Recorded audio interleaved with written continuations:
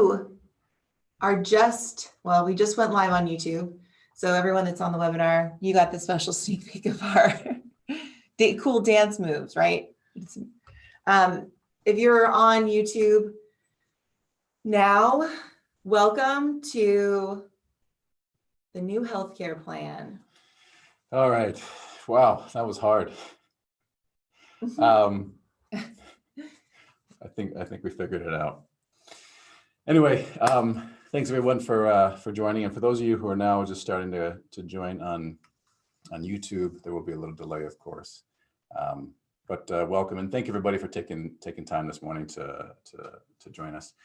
We're excited about what we get to share. We hope that there's some information that you guys take away from today. Some of you may stick around for the entire 3.5 hours. Good on you for that.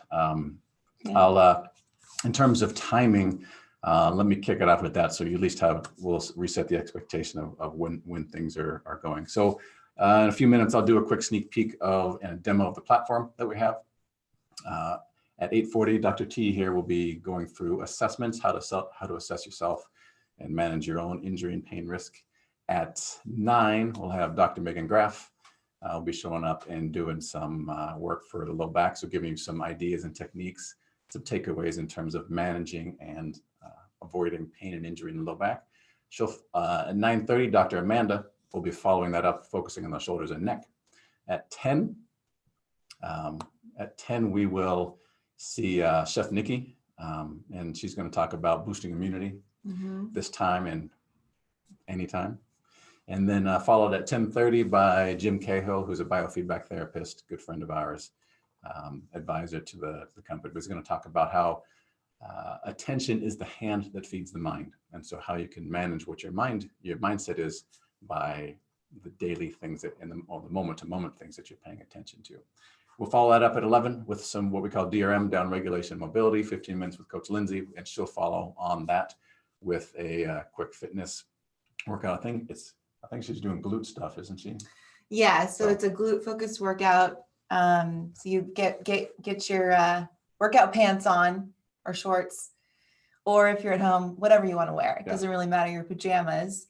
But most of these classes after the demo will be ones that you'll want to take action in and do it. So the assessment will get you kind of warmed up, and then Dr. Megan will lead it. And so it'll be nice for those of you that are on the webinar, you can ask questions. We'll make sure to monitor those. And thanks for all those who are writing in and telling us where you're from. Yeah. We got people from Canada, from Montana, from Riverside. Where's that? No, I know where that is. We have people with knee issues, back issues, just wanting to learn. Let's see. Yeah, so we're going to be talking, we'll be able to address a lot of this stuff that you all want to learn about today. Yeah.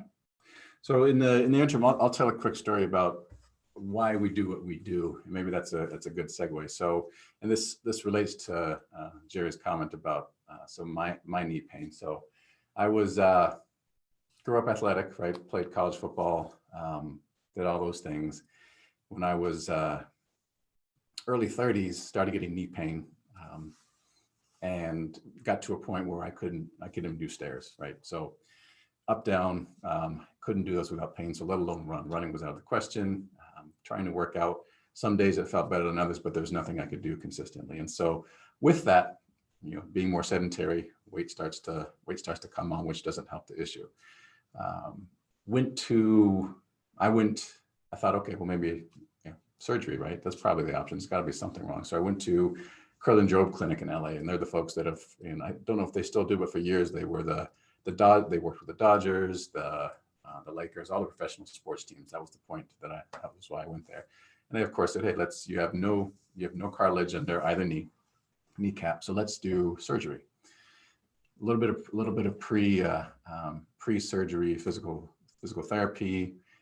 Did the surgery called microfracture, which it's a 15-minute procedure and a 9-month rehab. So not a good ratio there. Fast forward, no difference, right? I after 9 months still had pain.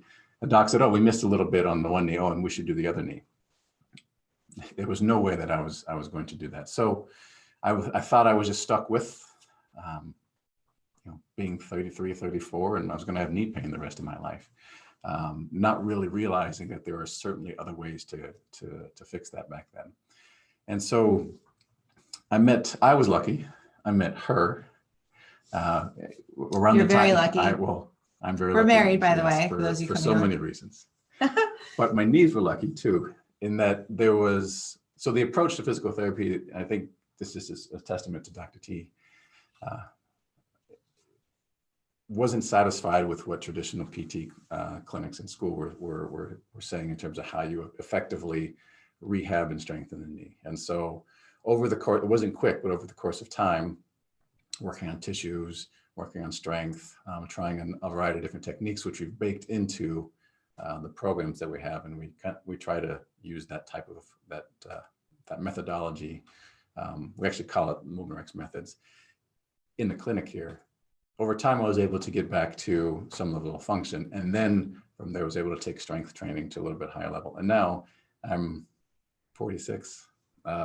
Sometimes it feels strange to say that, but no knee pain, I have no restrictions whatsoever, except that whatever my fitness is telling me I can't do. So, but I haven't had knee pain in 7, 8 years, maybe. And so very grateful for that. And so that's a specific diagnosis. And a specific set of treatment regimens that I went through. But the point being that there are, and I think somebody here has mentioned they had some back pain. There are a number of ways to approach it that can get you back to optimal, not just baseline, which is what typically you'll get in a traditional insurance-driven physical therapy regimen.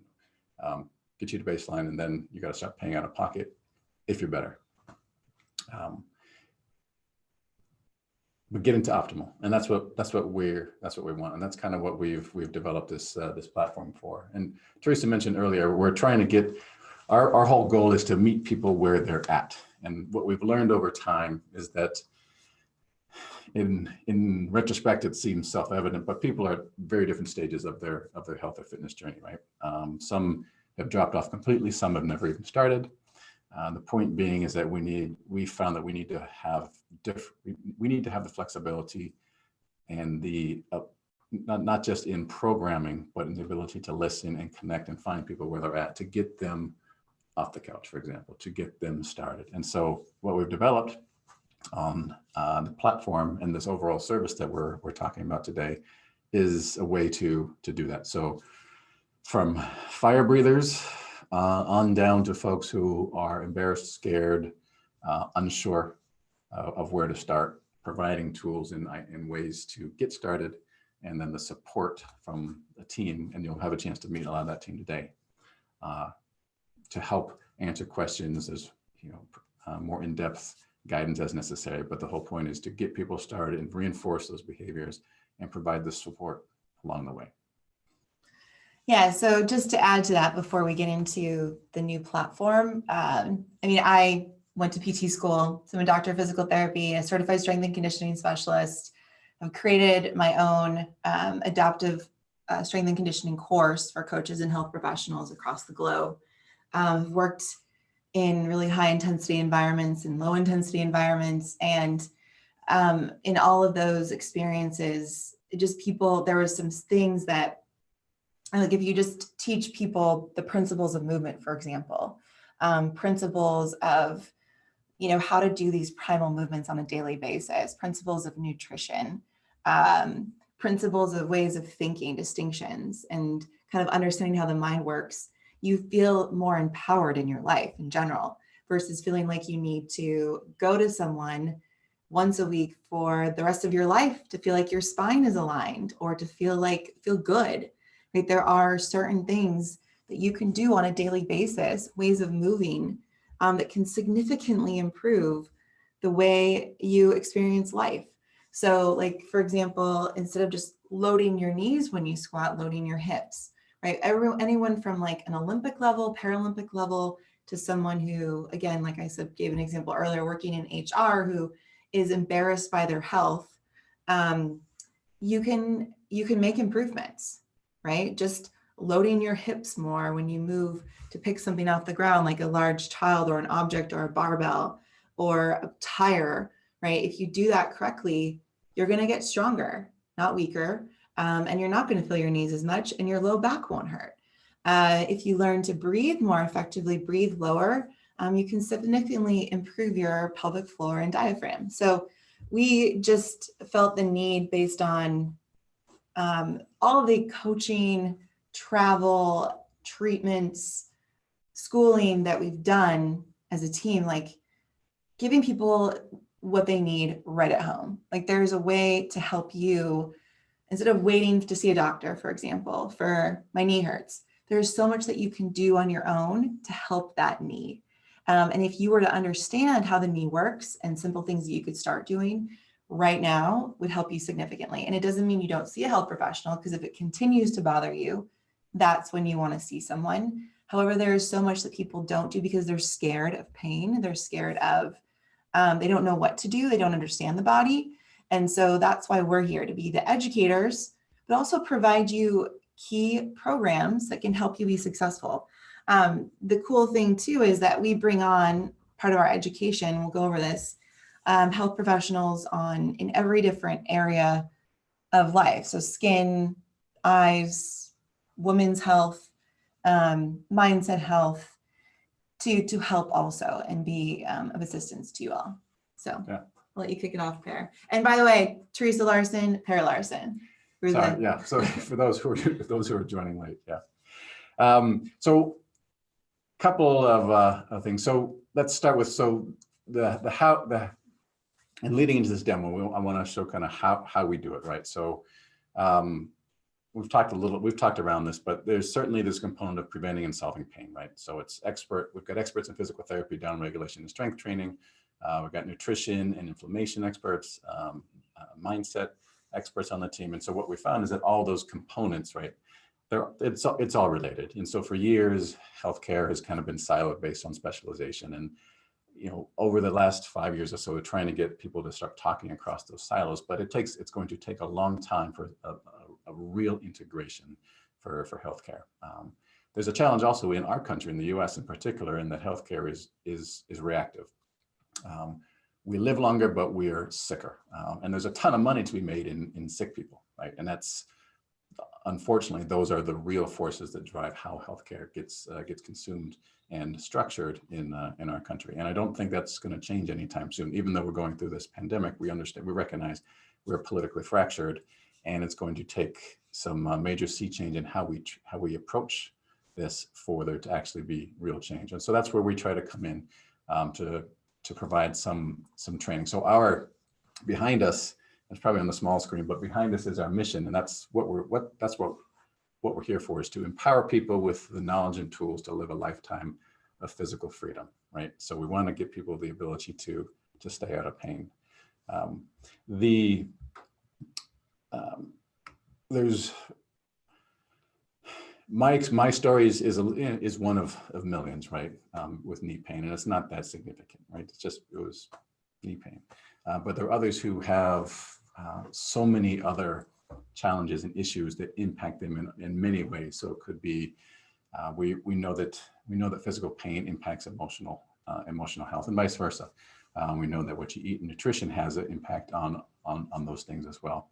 And so as we've done this over the year, we've evolved. I mean, we started just as regular physical therapy practice, and then we went online a couple of years ago, and we've learned a ton, particularly from doing corporate wellness, is that there's so much misinformation out there about what to do, right? There's so much misinformation and long-held beliefs about what's good for me, or what I'm doing must be good because I'm doing it, right? So there's so much of a mindset shift and a behavior change that's required. And we've learned that there has to be that built into what we do. So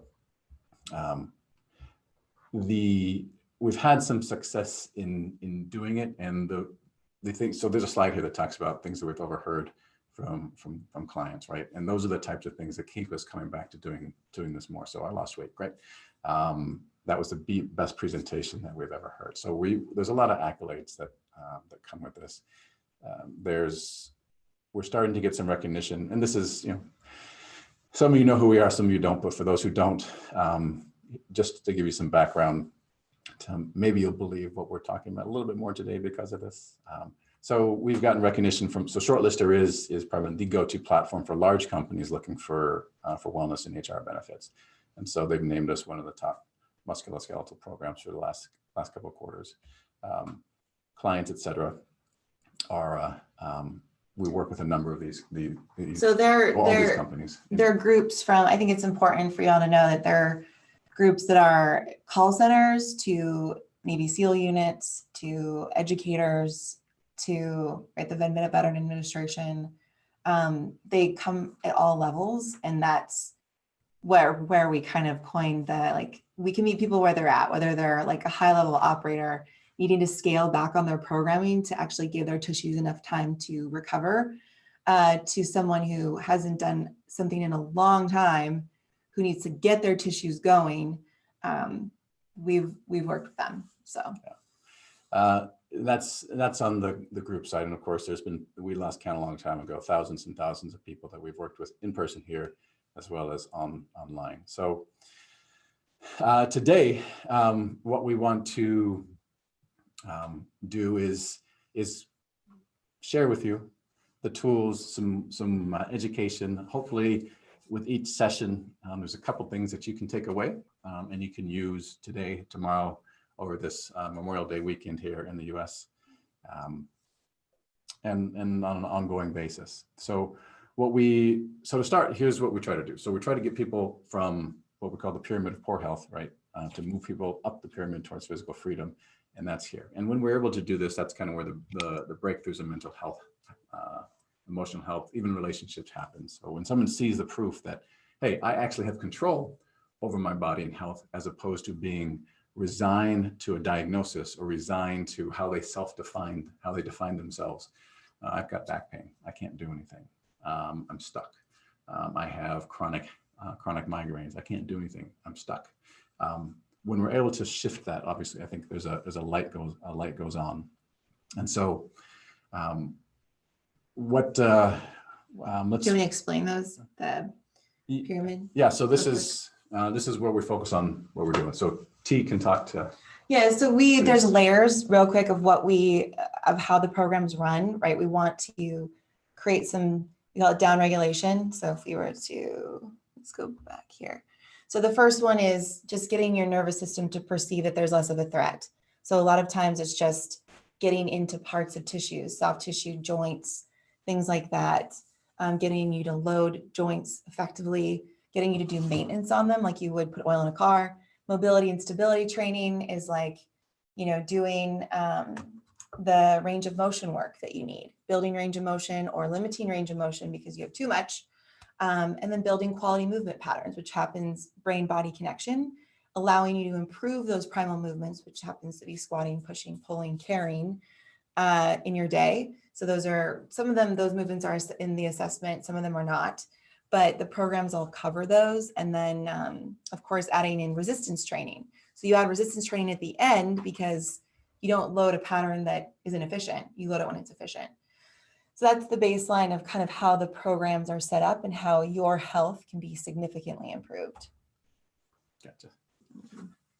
So we talked about these: movement, mindset, mobility, nutrition, stability. Those are the kind of things that we're going to talk about. And each of the folks today are going to cover a particular topic. So with that, we're gonna skip. You'll meet folks where we're going to kind of go through their bios, but just because of time, you'll see them as they come up, and it's all on our website.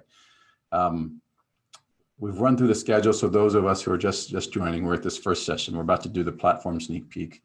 We'll run through it, and we'll do it again towards the end of the day, 11:40 or so, before Dr. T takes over here in a few minutes to do the assessments. Low back after that, shoulder and neck after that, boosting immunity with Chef Nikki after that, improving your mindset through attention after that at 10:30, and some down regulation with Coach Lindsay, followed by a workout with Coach Lindsay. So firing the glutes. So let's go to, I'm going to switch over and go through the platform. So bear with me a second as we switch to this site. So we are, let me move this.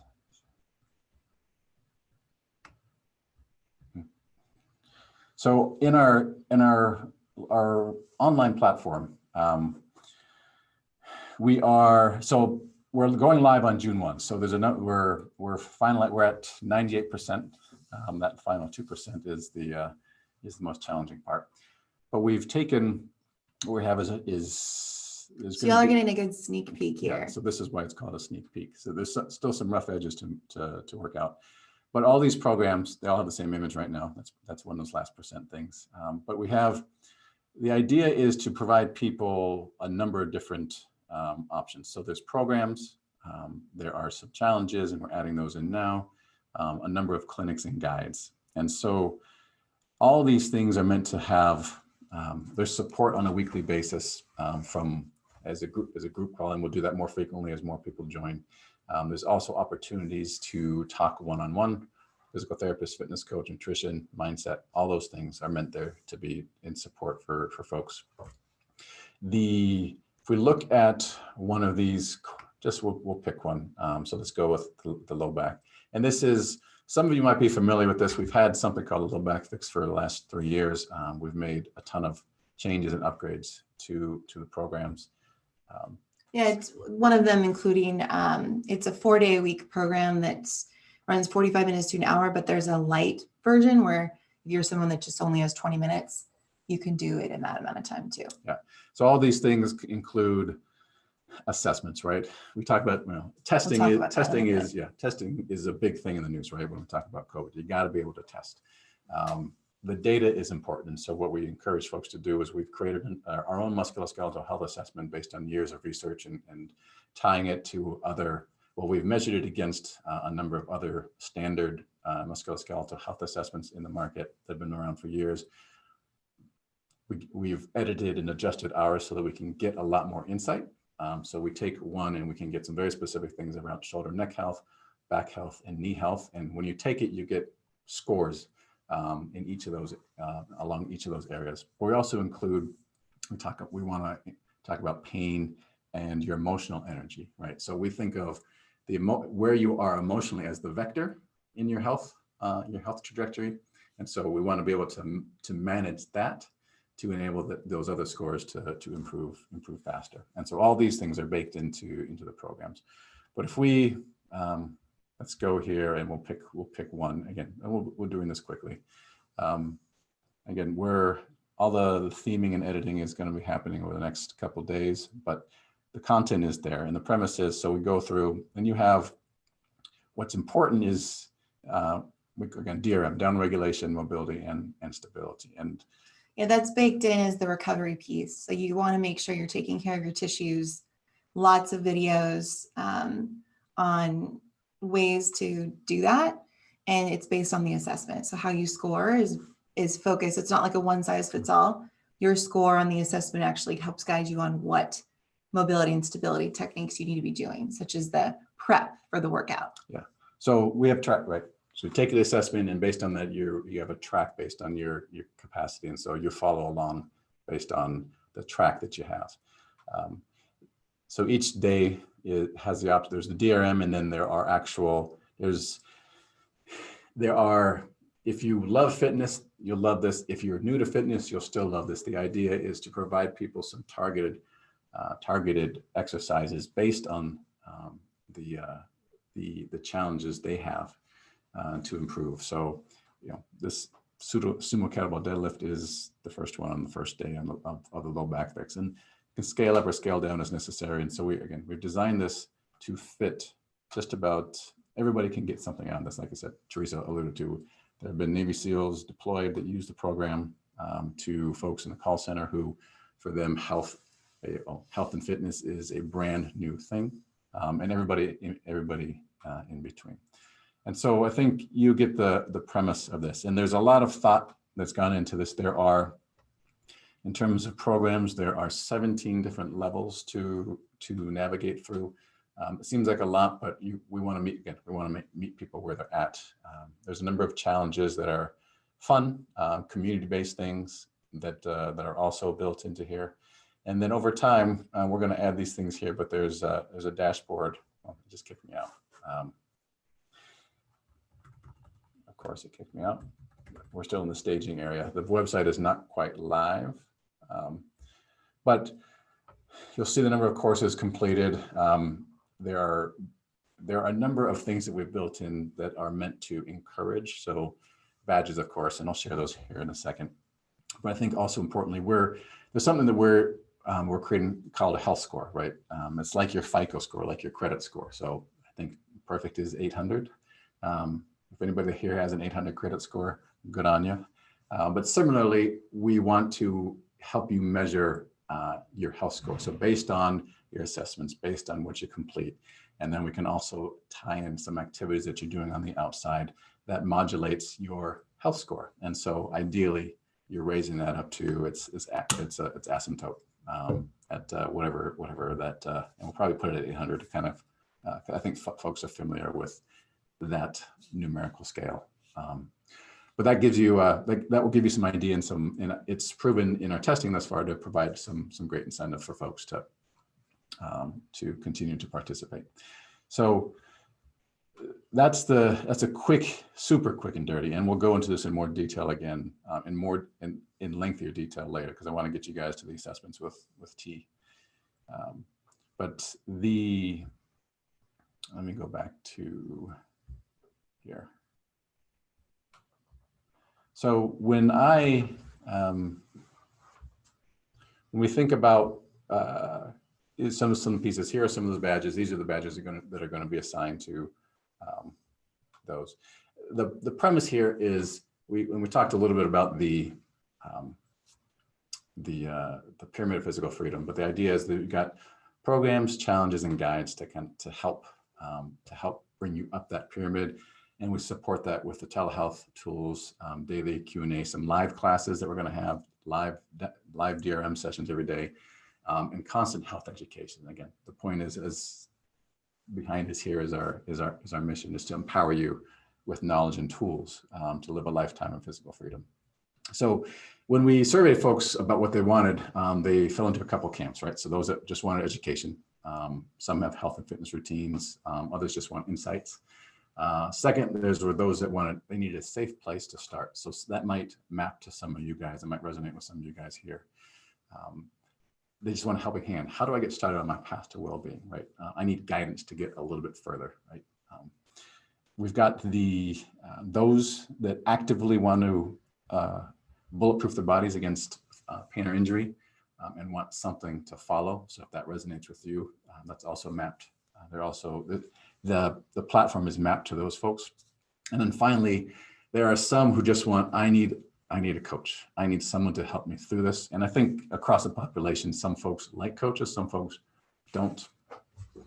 But that functionality is built in there. So if you want something to coach you and to lead you down a path with regular check-ins, that's also built in.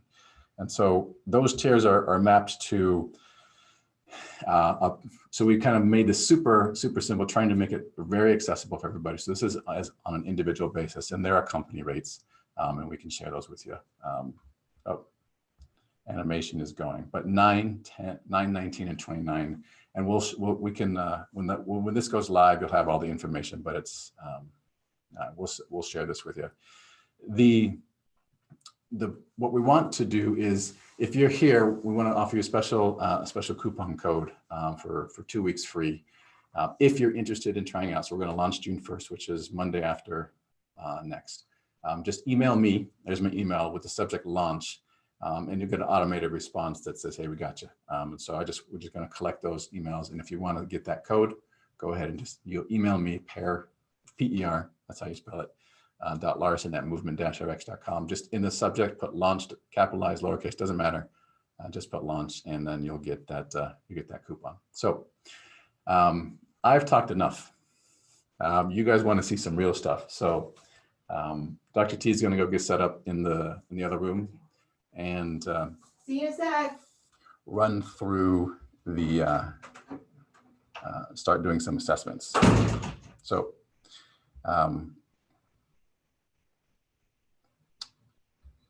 all right. So if there's, let's see what she's going to log on here. And thanks, Sarah. It says we're not streaming to YouTube. There is, we are on YouTube. I'm looking at it now. So you might want to double check your link. And I'll, but yeah, thank you for the heads up. So I'm going to highlight Teresa, and she's going to go talk through assessments. As she's doing that, if any of you have questions, feel free to put them in the Q&A and I can answer while Teresa's talking assessments. So here we go. All right, everyone. Hello. So as you can see, there is some really cool opportunities for all of you to start taking ownership of your health wherever you're at on the spectrum. I am going to focus on teaching you just about our assessment and the general idea about it. And what is an assessment? Because a lot of you are like, well, it's like going to the doctor and I get a physical assessment. Is there a screen? What is it? So I want to talk about that and just like the major themes that we cover with each program. And then when Dr. Megan and Dr. Amanda come on, they will also take you through a test retest of some of the assessment techniques, just because when you do something, right, you want to make sure it's purposeful. So if you're stretching and the stretching isn't working, it's probably not so purposeful for you. And if you find, so that's why we assess, is we look at key areas of the body to be able to find where our movement dysfunction is. And that's typically, you know, if you think of like medicine, where the low hanging fruit of medicine is movement. Like you have low back pain, let's say, or you have neck pain, or you have reached plateaus in your training. Well, so where, besides the diagnosis you may get or that pain, like where is it coming from? Actually identifying the cause is why we assess. So it's basically, I kind of interchange assessment and screen together. We're screening out where your dysfunction is. And if you have a lot of pain with each of the movements that we do, going and actually seeing a medical health professional is what you're going to need to do.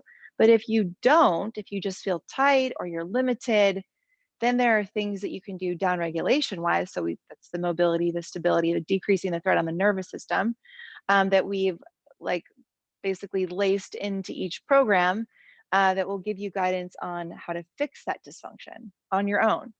So it's been really interesting. Like I've done this on myself. We've done it on a bunch of our veteran cohorts. We've done it with people on our programs. I've taught it in my courses, my adaptive courses, pieces of it, and it's been very effective. It's been the piece that's kind of missing, especially in the fitness industry, right? Just doing a workout, it's great, but like, what if you have missing hip mobility? Like we want to be working on that. And is it a joint issue? Is it a soft tissue issue? Should I be stretching more? Should I be doing more stability, meaning control of movement? So I will go through kind of the 11 key areas that we focus on with the assessment and go through maybe one of the tests with you, and then let Dr. Megan kick it off with focusing around the lower back, pelvis, hip area. And by the way, I am 8 months pregnant here. So, hey, even if you're pregnant, you can do some of these things, but you're going to have probably limited range of motion in certain areas. So just, I'm going to have to scale and modify some of this for you. So one of the first techniques that you're always going to get tested. So whether you start, when you start a program and when you end a program, you always get assessed the physical assessment. There's an emotional questionnaire, emotional and time, energy and time questionnaire, because we want to look at like, is this program helping you with your energy output during the day? Is it improving it or is it taking away from it? Most of the time it's improving it. And that's like things like, how do you respond to your kids, work, emails, things like that. And then of course, assessing pain, like your pain perception. Pain is very subjective from person to person. The way you would experience pain is going to be the different for me, because the threat in my brain might be perceived differently. We could have both have the same shoulder injury. I could have absolutely no pain and you could have a lot. Like that's like the pain is fascinating. And in some of our courses, like and weekly webinar stuff, that we definitely dive into that topic. But pain is real. So we want to make sure we respect it. So just those are the things, so the physical piece, the emotional piece we test, and then of course the perception of where you see you're at with your pain or your dysfunction. And then we were able to track the improvement over time. You seeing the data helps, right? Us seeing the data helps, knowing our programs work. Data is actually really, really important. Most of the companies that we work with and the grants that we work through, like, want data. So with this assessment, so the first thing we test on the physical side, so emotional and time and pain questionnaire and all that stuff comes with the territory, that'll come with the physical assessment. But for you physically, the first thing we test is your breath. We look at how you breathe. We have learned a lot from different thought leaders in the industry, Dr. Beliza, Brian McKenzie, Power Speed Endurance, PT School, just doing my own research too, on breath work, especially being pregnant. And so this breath test, we call it the CO2 tolerance test, and it looks at how expansive your lungs are, which also how expansive your rib cage is, how effective you are at breathing. If you're a chest breather and you're only here all day long, it's going to really affect you. And you're not going to test very well. But if you're someone that's used to breathing lower, maybe someone who's, even if you're an athlete, right? We found a lot of athletes really struggle with their breath. And what can pop up is experiencing low back pain. Because when you breathe, actually, you have an opportunity to, if you breathe effectively, you can actually decompress your lower back. So there you go, you got a belly shot there. So the breath test is one that we start with, right? It's not something that you want to do when you've already exerted yourself. And it tells us a number of things: what your lungs, rib cage mobility, thoracic mobility, that mid-back mobility. But it also tells us kind of over time when we track it, how is your overall emotional anxiety, like anxiety, for example. If you have a lot of anxiety or you had a huge thing happen in your life, that CO2 tolerance test is going to be affected by that. So that's what we have found. Sometimes people's life events can affect the overall progression in that. So it helps us as the professional to address that, which is a red flag. The next thing we test is your ankles. Okay, so if I were to step back a little bit and I want to squat down, right, and do a squat, my ankle mobility matters. The ability for my ankle to dorsiflex, we call it, is really important for our movement health. If you don't have great ankle dorsiflexion, right, your toes are going to turn out, your heels are going to swing in, then you're going to start getting knee pain, maybe even hip pain and low back issues over time, right? Maybe not early on, but over time, that poor movement, poor mobility is going to affect you up the chain. So you might actually be experiencing hip issues. And when you do the assessment, you're like, wow, my hips are good, my ankles aren't. And so that's where you want to focus, right? You want to focus on the ankles to improve your hip.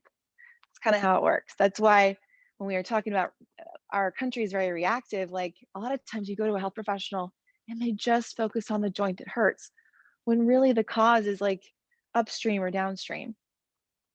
So we test the ankles, and then we test the thoracic spine, which is that mid-back.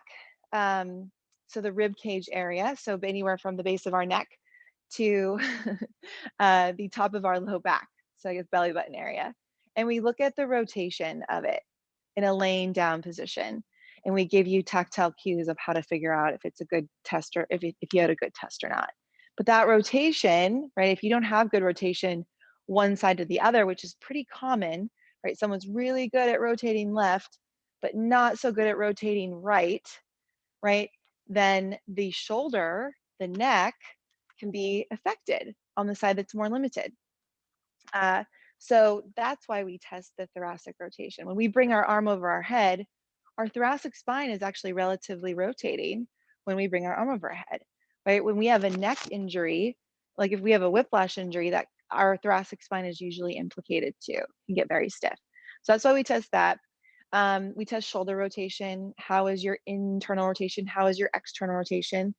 All that stuff matters, right? In pushing, pulling, doing things in life, because if you don't have great mobility there or stability, so we need mobility in our shoulder joint, flexibility, and we need control in our wing bone, so our scapula.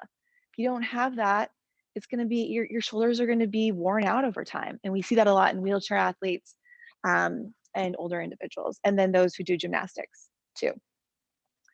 We look at neck rotation, just in general, functionally, how can you rotate? And all of you can do that now. Put your feet together, go ahead and rotate your neck, bring your chin to your clavicle. Can you do that without opening your mouth or shrugging your shoulder?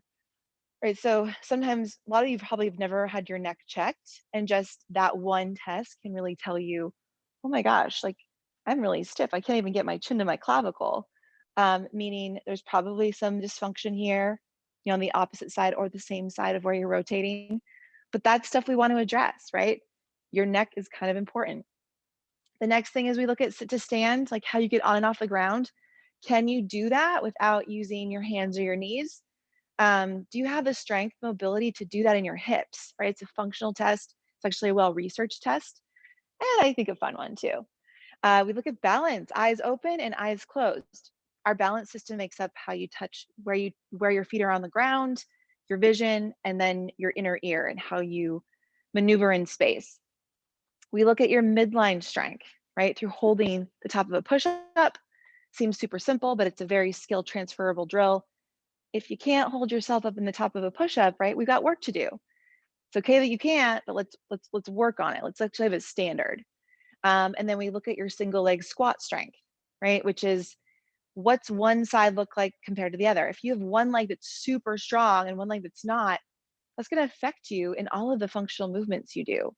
So we want to know, right, where these asymmetries are. We want to know where these dysfunctions are, and then you can start targeting it on these programs. So with that, I'm going to sign off and let Dr. Megan come on, because she is going to now go through the low back, a little bit of assessment, and teach you some really rad things. And she's an amazing individual, has a lot of experience, has been working with us for a few years now, and just someone that really gets it and is a great educator as well as hands-on therapist. So without further ado, I'm going to mute and stop my video, and then she's going to come on. All right, I'm back as your MC as we wait for this transition. So the 11 assessments that Dr. T talked about are something that we've come up with to really help to make it easy for somebody to do at home. And you can do it a few times, and you can get better, of course, as you do it more often. But even on the first time, you get some very interesting insights.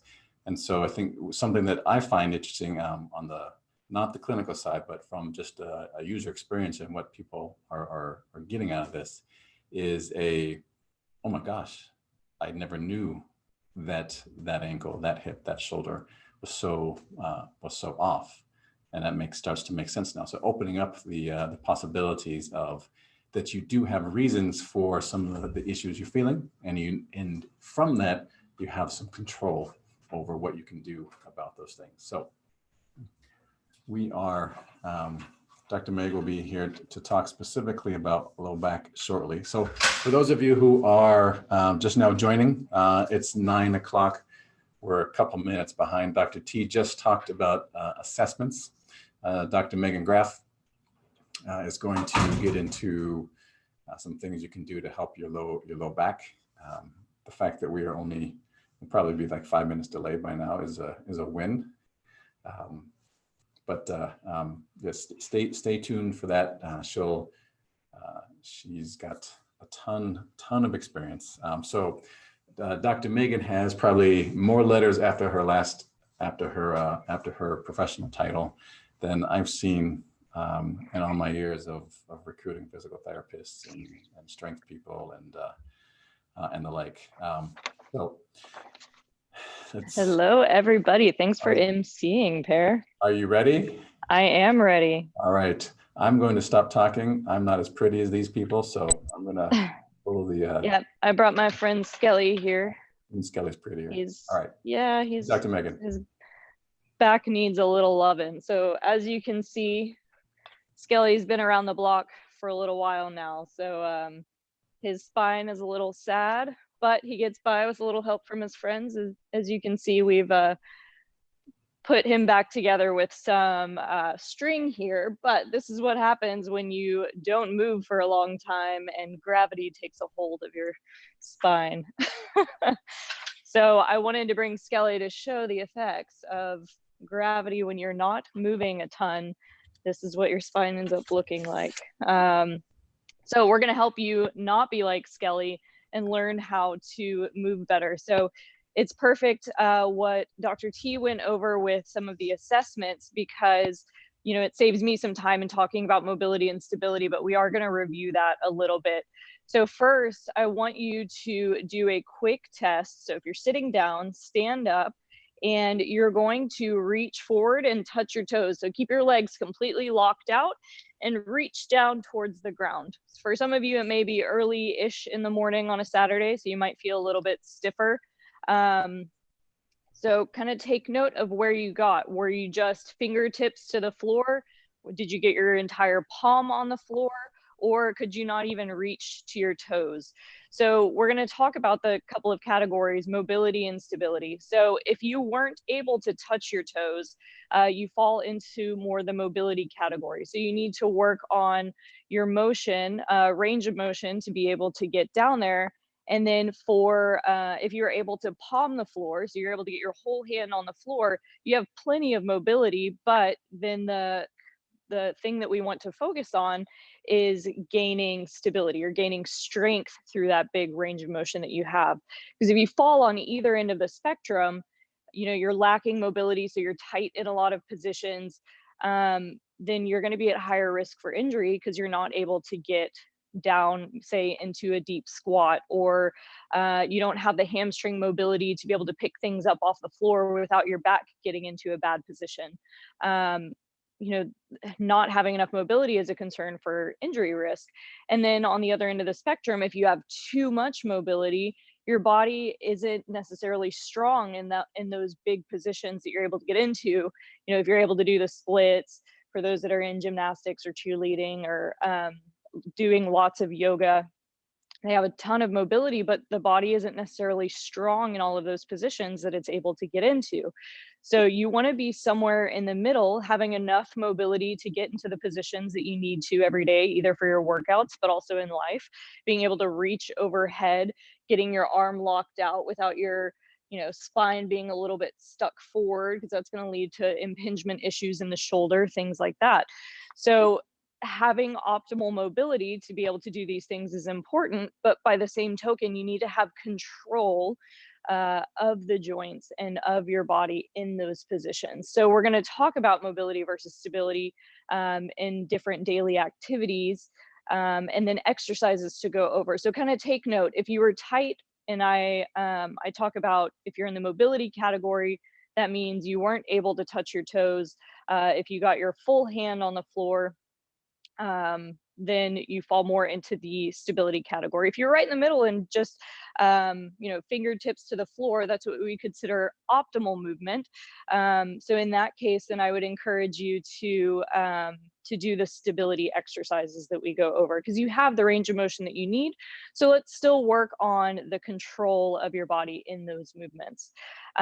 So what I wanted to start talking about, though, is stretching. Again, Dr. T mentioned some about a lot of us are struggling with back pain, especially since quarantine. Our lives have been disrupted. You're maybe working from home. I think a lot of the things that I've heard are, oh, well, my ergonomic setup at home is not as good as it was at the office. I kind of don't care what your ergonomic setup is to some degree. I mean, I do, but at the end of the day, it's more about what are your habits? How did your habits change once you started working from home versus at the office? Yes, a lot of times people are still doing a lot of sitting at the office if you don't have a standing desk, but you maybe were getting up and walking to a meeting, you're walking to the water cooler, you were, going to a coworker's desk, but now you're sitting at home and your walking is way more minimal because your kitchen is right there, and you're not having to do as much movement throughout the day. And so it's more that our habits changed once we started working from home, and typically it's that people were moving less and the setup wasn't as good, and so people started developing more back pain once quarantine started. So the big thing is, stretching isn't the end all be all. It doesn't matter if you fall into the mobility or the stability category. Stretching probably feels good. Like, it might feel good but only temporarily. And then that tightness comes right back. And I hear that from people that are on both ends of the spectrum. They're tight. I can't reach my toes, but it feels really good to stretch. But then within, 10, 20 minutes, I'm right back to where I was. And even for people that have a ton of flexibility, the people that fall into the stability category, you get some relief from stretching, but then the pain comes right back. And stretching isn't necessarily the answer. What's more important, again, throughout the day are the variable movements. So moving often and getting into a lot of different positions. If you hang out sitting at your desk, rounded forward all day long, your body adapts to the positions that you put it in all throughout the day. So if you fall into the mobility category, you want to get up and move around because you need to challenge those ranges of motion that are tight. So if you're sitting in a chair all day long, your body gets really good at sitting in a chair. But when you want to go do a squat or pick something up off the floor, you don't necessarily have great range of motion to be able to do that because you're not practicing it throughout the day. So get up, move around, change positions often to work on that mobility. And then if you have too much mobility, it's still same thing. We tend to develop pain throughout the day because sitting still for a long time, when you have a lot of range of motion, basically your muscles are working really hard to stabilize you, even when you're just sitting still, sitting at home, sitting anywhere for a long amount of time. Your muscles are working to stabilize you in that position. So then things start to feel really tight because your muscles are working overtime just to even hold you up. So getting up and moving around is really important, just basically for that muscle activation, to give certain muscles a break that are trying to hold you up and getting other things working. So movement breaks are just as important regardless of where you fall on that mobility stability spectrum. So I would encourage everybody to, when you're taking your movement breaks, doing squats and hip hinges throughout the day. So hip hinge is basically a deadlift. So we'll talk about kind of optimal movement for those. So for a squat, obviously you want to think about keeping your back nice and flat, and making sure that as you get down into the position, so if you're tight, say in your ankles or hips, you want to only go as far as you can, maintaining a nice flat back position. If this is as far as you're getting without feeling like, oh, I have to come up on my toes or my back is starting to do something weird, just work down where you're able to, and just doing repetitions going right to that border where you start to feel tight, challenging that mobility throughout the day, taking movement breaks from sitting and doing that motion. Say do 10 reps, and then you can sit back down and go back to your work, and do that every 20, 30 minutes. It's enough that it helps your focus getting up and taking breaks from the computer, but just challenging that range of motion, you're going to get better at it. I always hear, oh, well, I suck at squats. Well, how often are you practicing your squat or the mobility that you need for your squat throughout the day? And then for the folks that fall more into the stability category, same thing, doing squats throughout the day is important to work on that muscle activation. So just a slightly different focus, even if it's more range of motion that you're needing to work on, still thinking about muscle activation is important regardless of which category you fall into. But for the stability category folks, really focus on squeezing your glutes hard. Take a breath in, draw that rib cage down, maintain that tension in the abs and the glutes as you sit down into the squat, driving those knees out wide. You don't want your knees collapsing in because that means your glutes aren't working as well. And you don't want to arch your back because you've lost that stability at the core. So big focus on spine first, making sure you're keeping your back nice and flat, driving those knees out and getting down to where you feel comfortable, and making sure you're able to maintain that flat back. You don't want to go just because I can squat down here, but my back rounds. You don't want to go down there. So really focusing on that muscle tension, keeping everything active through the full range of motion, and standing back up. So really focusing on the muscle activation if you fall into the stability category. And same thing for a hip hinge or a deadlift motion. So, if this movement was hard and you were really tight here, working on hamstring lengthening, but in a dynamic stretching sort of way is very important. And it's, ultimately going to help your workouts too if you have trouble getting into that bottom position of the deadlift. So same principles of focusing on squeezing the glutes, draw the abs down, keep the back nice and flat, and then just sitting the hips back till you feel that maximum tension in the hamstrings, squeeze the butt and stand back up. Main focus here being making sure that you're not kicking back with the spine. So typically what I'll see here is people like get that good brace, and then as soon as they initiate the movement, boop, they pop their butt out rather than keeping the spine straight and sitting sitting all of your hips back. They break at the back rather than sitting back with the hips. So it may be helpful to do this in front of a mirror to see if, because I know a lot of times people have a hard time feeling that they're doing that. So do this in front of a mirror and see if you're able to keep your back flat all the way through until you feel that maximum tension here. Because if you try to get all the way to the floor, then chances are your back is going to start to round, and we don't want that. We want to focus on nice flat back position. And if you're in the stability category, chances are you're going to be able to get down really far. But the challenge for you is to make sure that you are focusing on not just trying to go all the way to the ground, and keep that tension. So really strong squeeze in the glutes. Just go to where you can. If you feel like you lose that muscle tension, that's where you need to stop and stand back up. So, you can break up your day, your work day, working from home, do 5 air squats and 5 hip hinges. That goes for everybody. So that you practice those movements throughout the day. It's going to help with your muscle activation as well as your mobility if you're tight in both of those positions.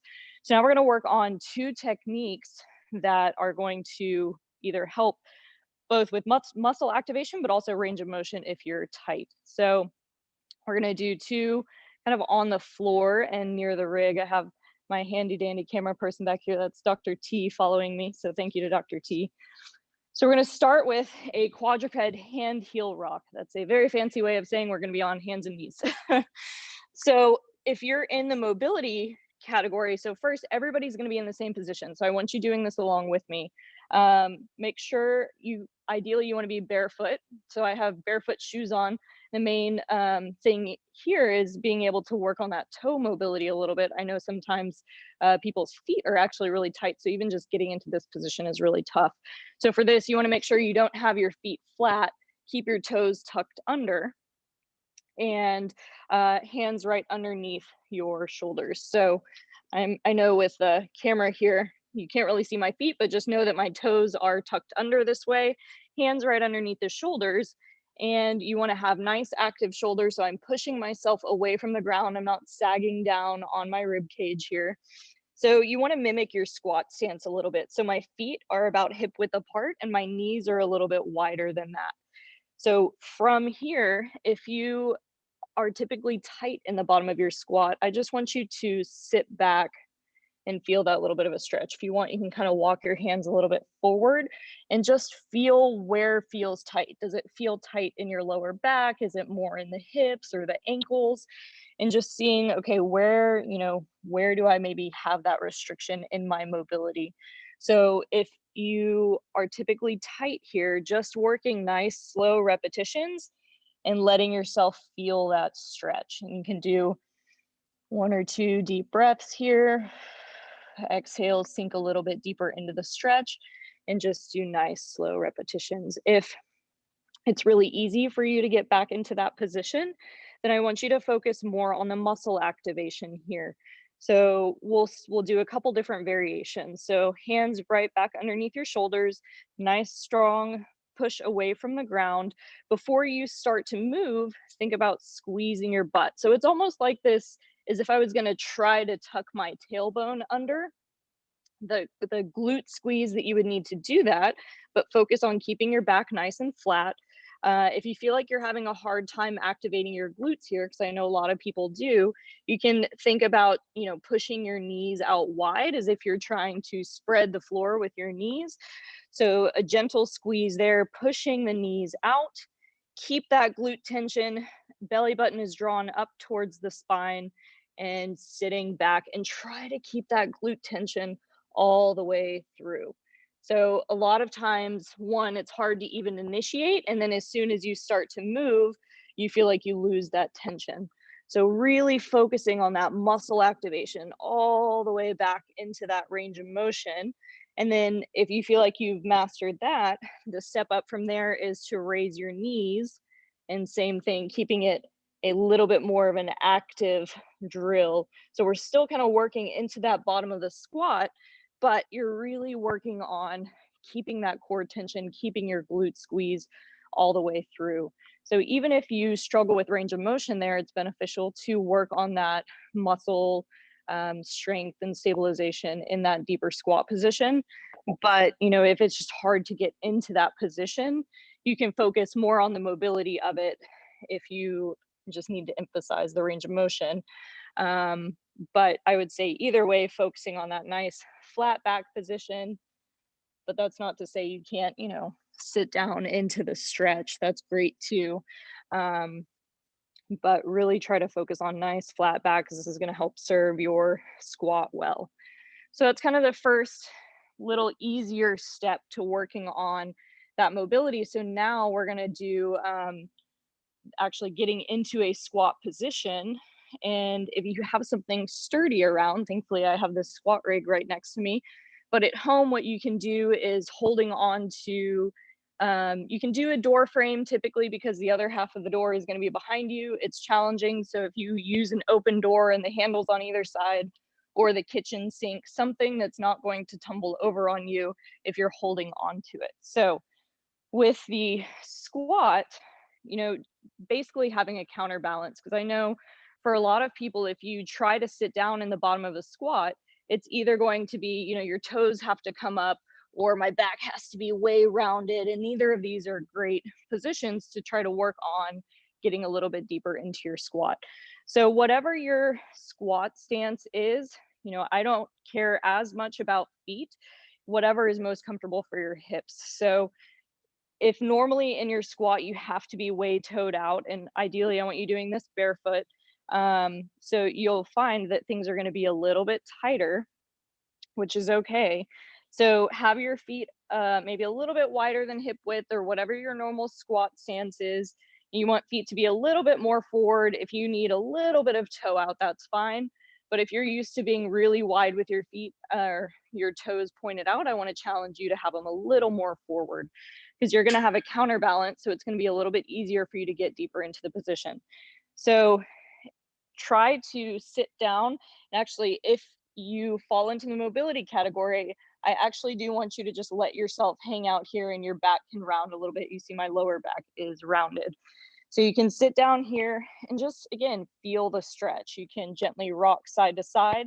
As you do that, you're challenging your ankle mobility a little bit more. You can see if one side feels a little bit tighter than the other. You can also, you know, work to push one knee out. If you need to, you can use an elbow to push your knee out a little bit. But this is a great kind of catch-all. You're working on everything that's tight in your squat, your hips, your knees, your ankles.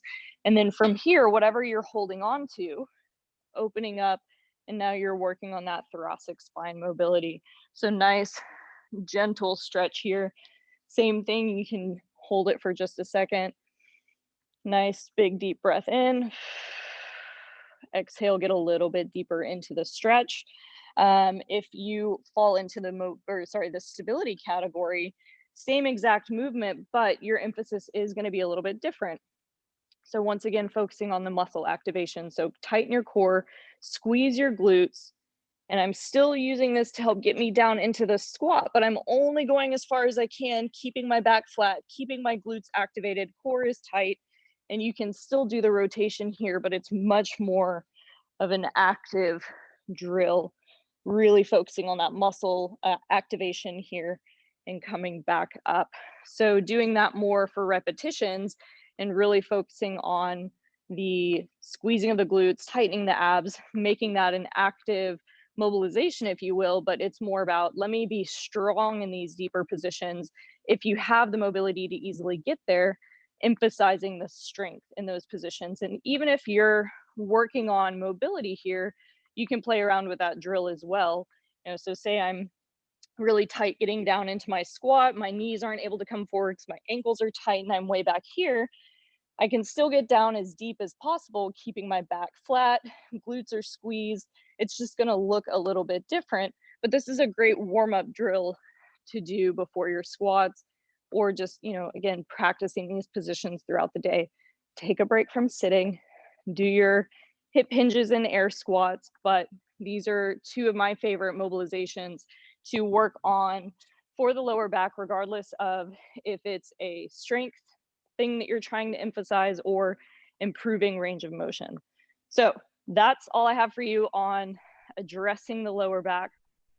So remember, mobility and stability are both very important. You want to gain mobility first. If you're not able to get into those ideal squat positions or hip hinge and you know you're tight there, work on your mobility first, and then, you know, stability in those positions.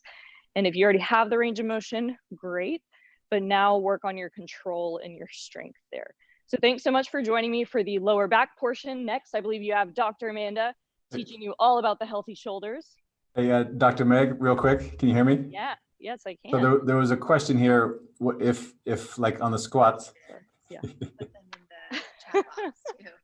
Yeah. Hold on. So Pear's telling me that there's a question. Before we get to Dr. Amanda, so there's a question on YouTube Live about with the things that you're doing, like the squatting against the rig, if compressing all the way hurts your knee, but otherwise it's easy. Any adaptations that you would suggest there? Yeah, so one, just not going as low, and that's why it's nice to have that counterweight. It is going to then end up feeling a little more like an active drill. Your legs are going to get a little bit tired. But when you have that counterbalance, you know, you're able to keep your shins a little more vertical.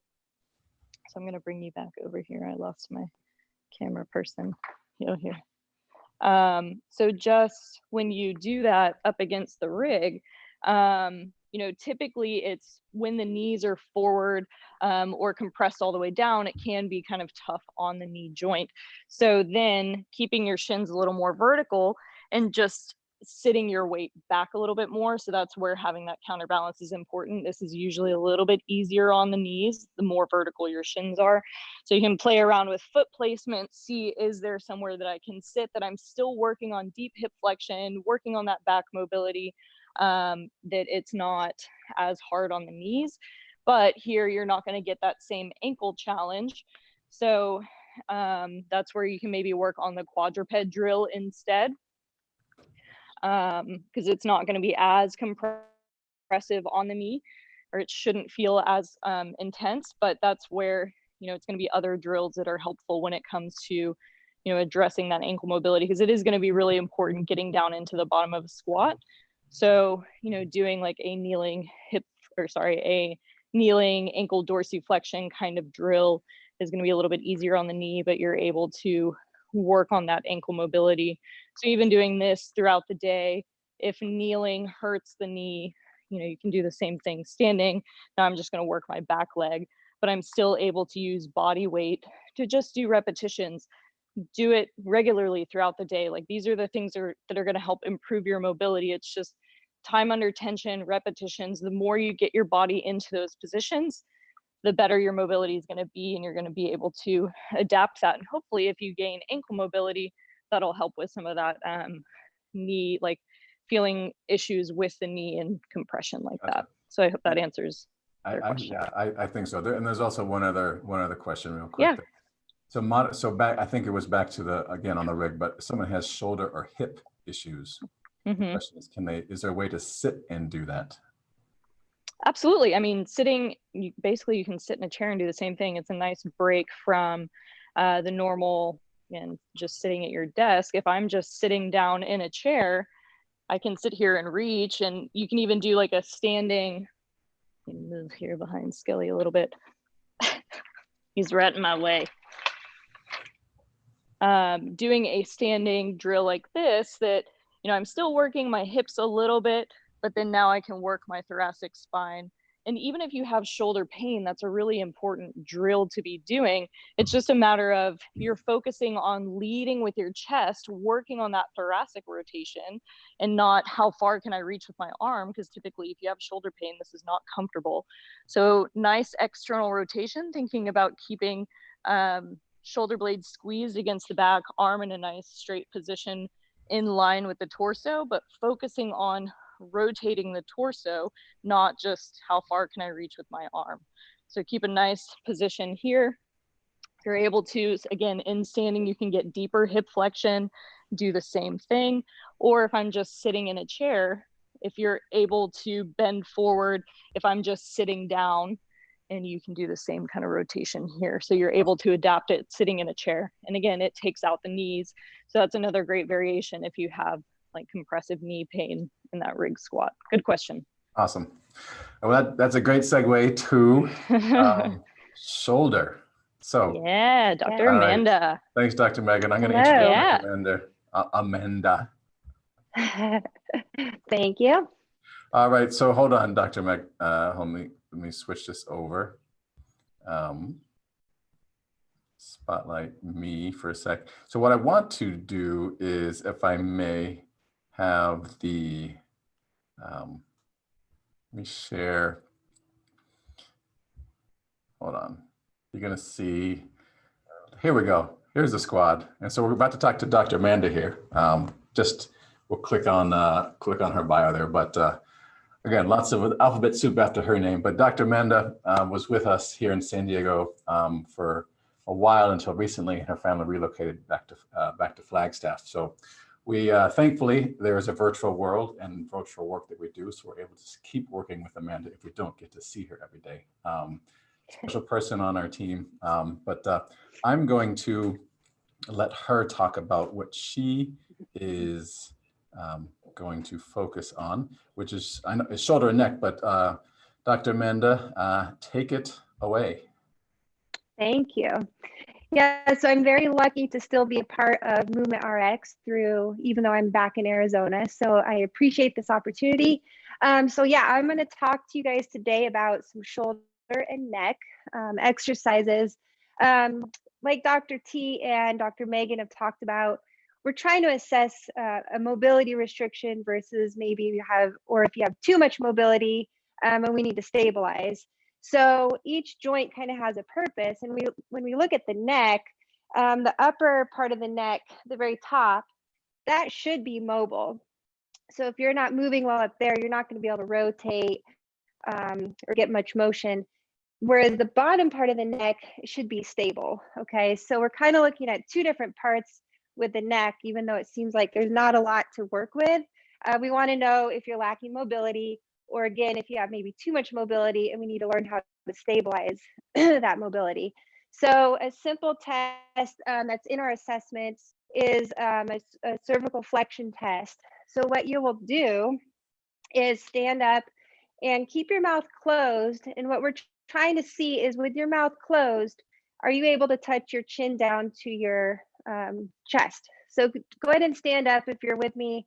Try this at home, see where you're at. And what I want you to do again is just stand nice and straight, keep your mouth closed, and then we're going to try and touch your chin down. And what you're seeing is, can you touch? If not, maybe how many finger widths apart from your neck or your chin down to your chest are you? And that could be kind of a good pre-test and retest. Once we do some of these drills, it's always a good idea to retest your range of motion to see if you have improved. So that way you know if you're doing the right stuff. So go ahead and mouth closed, try and touch your chin down and see where you're at. Again, see if you have a couple fingers or maybe one, or if you're getting really far down, no problem, then you most likely don't have a mobility issue. Maybe too much range of motion also can lead to injuries or pain.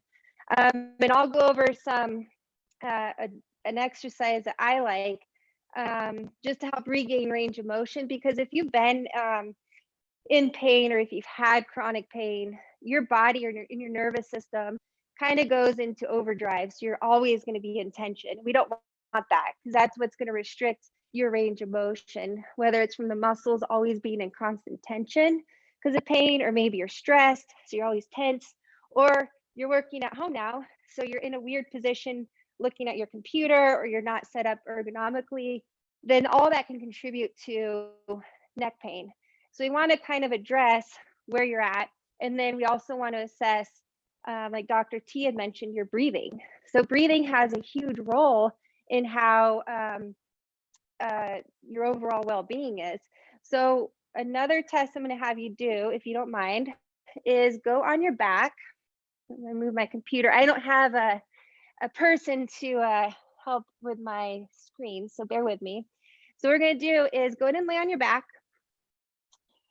And we want to see, when you take a deep breath, where your hand, what hand is moving. So you're going to have one hand on your chest, one hand on your belly, and go ahead, if you're in that position, and just take a deep breath. And take note of what's moving first. Is it the hand on your belly or the hand on your chest? And if you notice this hand moving first, that can often lead to chronic neck pain as well, because that means when you're taking a breath in, we're activating the traps and all these cervical muscles that shouldn't be activated all the time. So what you want to work on is your breathing. And this will honestly help with chronic pain, neck pain, stress. So if you find yourself stressed, or if you're having neck pain and you notice that this hand is moving first, all you do is practice your breathing. So we're going to try inhaling through your nose. And what you want to try and think about is expanding that rib cage on all areas. So not just up here, but if we can, also pushing out from the sides. So you're going to take a big breath through your nose and take about 3 to 5 seconds to try and get as much air as you can, letting this hand move first. And then when you exhale, you're going to go through pursed lips and try and take 5 to 10 seconds of pushing all that air out as much as you possibly can. And right there, that's enough to start letting your nervous system calm down. And as your nervous system calms down, we should start having less pain and less of this tight breathing. So if you're a person that has maybe a stressful job or you're stressed out, that drill right there will help your neck pain, or even pain in general, tremendously. So just working on 3 to 5 breaths of belly breathing is a great way to calm down the nervous system, calm down the muscle tension. And then you would want to retest, see where that chin goes. Are you able to get more range of motion possibly? Because now those traps aren't constantly engaging. And then from there, that's just something you would do on a regular basis. The other drill I like to do, so maybe you have, again, that constant tension. Sometimes our brain doesn't know how to shut off, so we're constantly in tension. And sometimes what happens is when we're standing, our muscles automatically think they have to tense up to move. And we also, if you're lacking that mobility, we want those muscles to shut off a little bit. Otherwise, you're never going to regain that range of motion. So one exercise you can do if you have a band is literally retrain your brain how to move the correct way. So again, very basic. But what you would do is, again, lay on your back. And then you're going to put that band right above you. And you're going to pull for tension. And then pick your head up. And then back down. So then we're pulling. We're engaging other muscle groups besides here. So we're training our brain how to kick those off. So we're here, pull up, and then come back down and relax that tension. And I would try about 10 of these. And you're never going into pain. So you're just going to go to where you feel you can go without pain. And then again, you're going to retest. So you're going to stand up, mouth closed. And can you touch your chin down to your chest? And as we kind of retrain the brain how to properly move, you should again notice an improvement with that cervical range of motion. So those are a couple of drills just to kind of turn off these muscle groups that can often be really tense on us, and that will restrict that range of motion. The other thing I love, which I don't have with me, but if you have 2 tennis balls or 2 lacrosse balls, you can tape them together. And this drill is great undo the pressure and the tension on the upper traps, which insert on the base of the skull here. And so what I love to do with these, and I have a lot of my patients do it, is when you have those two balls taped together, you're going to lay down and put them right at the base of your skull here. So you essentially have one ball on each side of the neck here, on each side of the muscle. And when you're there, again, we're laying down. And then when those balls are right at that base of the skull, you can tuck your chin down, like give yourself a double chin, all right? So you're going to tuck that chin down, feel some pressure into the lacrosse balls, and then release. Tuck your chin and release. And what that's going to do is provide some pressure to relieve that muscle tension and improve blood flow to those muscles. Because a lot of times those muscles are super tight, and the only way to improve it as well is to get some good blood flow to those tissues. So I'm a big fan of the lacrosse balls, and I would do, you know, usually it takes about 2 to 3 minutes of soft tissue work to start creating change within the tissues. So this would be a great way to get some good blood flow, and then, you know, you're not overdoing it either. So you can do those a couple times a day. Alrighty. So going into the shoulder is the next muscle or the next joint down. And so again, going into that mobility or stability, the shoulder joint itself should be mobile. And if you're an athlete doing overhead work, or even just your daily job, just trying to reach overhead to do stuff, if you're lacking mobility in that shoulder, then that's going to lead to impingement or pain in your shoulder, which is like that sharp, pinchy pain. I don't know if you guys have ever experienced that, but with that sharp, pinchy pain can lead to chronic injuries again down the road. So what we want to do in one of our assessments that we have is, Dr. T had mentioned earlier, the shoulder internal rotation test. So if you guys can, I want you to stand up with me. I'm going to kneel so I can show you a little bit better. But what we're looking for, without arching your back or doing anything funky, is can you reach and touch your opposite shoulder blade? And again, we're not trying to arch to get the shoulder or the hand up. We're just simply here, reaching. Can you touch that opposite shoulder blade? And then you would try on the other side. Okay. And what we're looking for, again, not only can you touch, are you going beyond, higher up on that shoulder blade where you almost have too much range of motion? So you wouldn't fall in that mobility category. We would want to stabilize. Or can you not get very far back where maybe it's painful or tender? Then you obviously, we would want to work on mobility. And mobility, if you're lacking mobility, you're always going to want to try and get mobility back before you get, before you start doing a lot of strengthening. Okay. So go ahead and test. Can you get that arm back? See where you're at. Is it painful? How does it feel? Kind of take a mental note where that hand goes. And then the other test we have is opposite way. So external rotation, reaching back. And again, we're trying not to duck the head. We're trying not to lift the shoulder, arch the back. So keeping everything nice and neutral. Where can you touch on that opposite shoulder blade? And again, what we're looking for is, are you going too far down? Can you not even get back there? Or do you find yourself, you know, with your head going forward, trying to get in that position any way you can? So if you're lacking those movements, then we want to work on mobilizing first, and then we work on stabilizing. So I'm, again, a big fan of lacrosse balls. You could use a kettlebell. I have a foam roller, so I'm going to show you on a foam roller one of the drills I really like, and it's also one of our exercises that we have in our shoulder fix program. So using the end, let me get my computer down a little bit. Using the foam roller, we want to get kind of underneath the armpit here. So this is your subscap. And these muscles can often get very tight and bind, keep that shoulder blade bound down. We want to release those muscles because our shoulder blade and our arm should be moving together as we go overhead.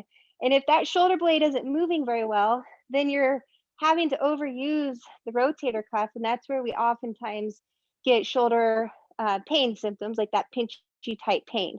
So to release that shoulder blade, the couple things you can do, I like to lay on it, thumb up just to keep a good position on that rotator cuff. And then you can roll back and forth. You can also go forward and backward. And if you find a point that just doesn't feel good, that means you probably need it. So this would just be self-torture for you, which is totally fine as long as you're not going into extreme pain. But if you find a spot that doesn't feel good, kind of lay on that area a little bit longer and see if we can release it. The other thing we can do, if you found you were tight into that internal rotation, which is the reaching behind your back, is getting that arm, elbow bent, and then going into that internal rotation.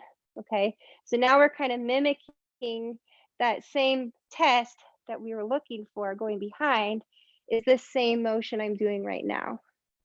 So you would go back and forth, and now we're kind of mobilizing into that direction that we might be stiff or tight in.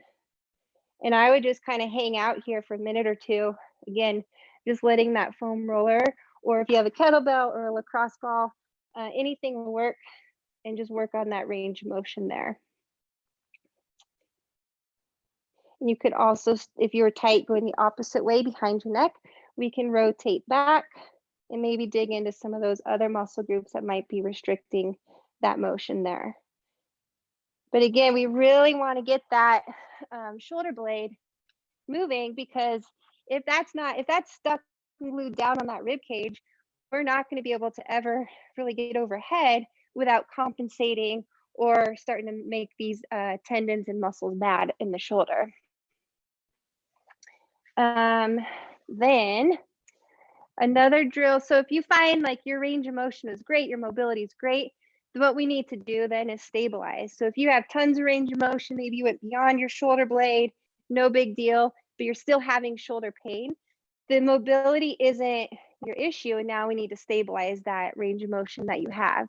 So this drill that I'm going to show you is great, because you're going to get a lot of proprioceptive feedback, which is a lot of good feedback to that shoulder joint to help stabilize. And we're also going to be able to work on a little bit of thoracic rotation, so that upper back movement that Dr. Megan was talking about. We're trying to improve that range of motion in that thoracic spine, because then again, if that thoracic spine is tight when it should be moving, we're going to overwork that shoulder and again create some issues down the line. So for this drill, you can do it a couple ways. So we can be on our feet in a plank position, or if that's too much for you, you can be on your knees. And what we're looking for for the setup is your wrist, elbow, and shoulder are all going to be stacked. We want it right underneath you. And then if you're in that plank position, your feet are actually going to be a little bit wider. So we don't want them together. You're going to be a little bit wider. Hey, Amanda, real quick, can you raise your camera just a tad? Oh yeah, sorry. Is that better? Yes. Okay, sorry. So then what we're going to do in this position is, let's see if I can get a good angle here, is we're going to reach for an I and a T, and then we're going to dive underneath and get some good rotation. Again, if that's too much for you, you can drop to your knees, and you're still going to get really good feedback to the shoulder that's stabilizing. So you're going to do that I, and then from here on your knees, we're going to dive underneath, trying to get, again, good movement there. And while you're there, think about keeping your neck neutral. So you don't want to be looking up. Again, we want to really protect that neck. And we don't want to be looking down. And we also want to think about squeezing our butt and keeping your back nice and neutral, so we're not arching or doing anything funky to do that same movement. So if you're finding yourself compensating, again, I would suggest doing it from your knees. And honestly, if you're at work or something, you can even do it from your desk. So you would just be on your, I don't know if you can see me, like a stable surface here. And then do that same thing where you're reaching from a table, okay? And that might unload it even more. So if you find that weight bearing position just too much on that shoulder, go ahead, try modifying the position, because you're still going to get really good feedback into that joint just from having to stabilize. And then with that swooping underneath, we're going to work on, you're going to get some really good thoracic rotation, which is like a number one thing for shoulder pain, is making sure the segments are mobilizing in that thoracic spine, and then stabilizing if we have too much range of motion. And then to touch into the upper back again, because I think it's a huge thing we see with shoulder pain is that upper back's not moving well. So this is one of my favorite stretches to do, and it also helps with neck pain. So just making computer, we're going to be on your side. And you can have a pillow or something here to stabilize your neck. We're going to keep the hip pointing straight up to the ceiling, arms out. Upper arm's going to move and bring it across, and your head's going to follow that arm to wherever you can without letting the hip rock back with you, and then come back. So we're just rotating, head's following. And this is a really nice stretch because it's going to open up your pecs. If you've been at your computer all day, your pecs are going to be tight. We want to unload those. And you're also going to get really good rotation in that upper back. And you're also now getting some good cervical rotation with it. So you kind of get a good deal with this when you're getting a lot of different body segments to mobilize and work. And I would suggest doing about 10 on each side, maybe holding this end stretch for about 10, 15 seconds. And you can also breathe, so we can work on our breath work. So inhale and exhale, try and getting a little bit more rotation with the breath. So it will help. That's an easy one to do in bed. I tell my patients, try and do it maybe in the morning when you wake up, maybe again before you go to bed. But if the pecs here are tight, if you're at your computer all day or in this hunched over position, as soon as these guys get tight, it's going to pull that shoulder forward, and we're going to start pinching that rotator cuff or making it angry, and we don't want that. So that rotational stretch is a great way to open the pecs up. Working on that breath work is a nice way to unload here. So working on that belly breathing, and then working on that cervical motion while you're laying down, because now we've taken gravity out of the equation. The muscles can relax a little bit better. So as you're laying on your back, bring that chin to your chest, or even better if you have that band like I showed you at the beginning, on your back, lay on your back, pull, and come up. And you're always going to run a retest to see where that range of motion is, to see if you made some improvements. So if you did a pre-test with your range of motion in your shoulders, and you were able to do some of those exercises, try and do a retest, see where you're at, see if you've gained some motion. And then if you don't have that motion, it's not going to come back, 100% in one session. These are things that you have to be consistent with. So daily work on, if it's a mobility issue, you're doing it daily. If it's a stability issue, we're working on stabilizing 4 to 5 times a week, those smaller little muscle groups. Because if you have too much range of motion, that can lead to injuries too. Does anyone have any questions for me? Yes, so there's a question here about if doing this creates a sensation of pulling down the fingers or down through the forearm, and maybe it's just kind of a thoracic feel through the pec and down through the forearm. Any modification to that you would suggest? Is it with a thoracic rotation stretch? Yes, with a sideline rotation, yeah. Yeah. So you could do, either less range of motion, but it's okay to feel some pulling, because that means those muscles are probably tight. You just don't want to go to the point where it's sharp pain, or if you're getting numbness or tingling. But if it's just pulling, you're most likely probably tight. Everything's connected in some way or another.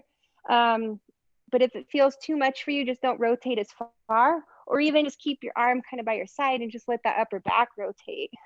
And then you'll get a good thoracic stretch. So you're kind of here. And you're still getting some good thoracic range of motion without doing this.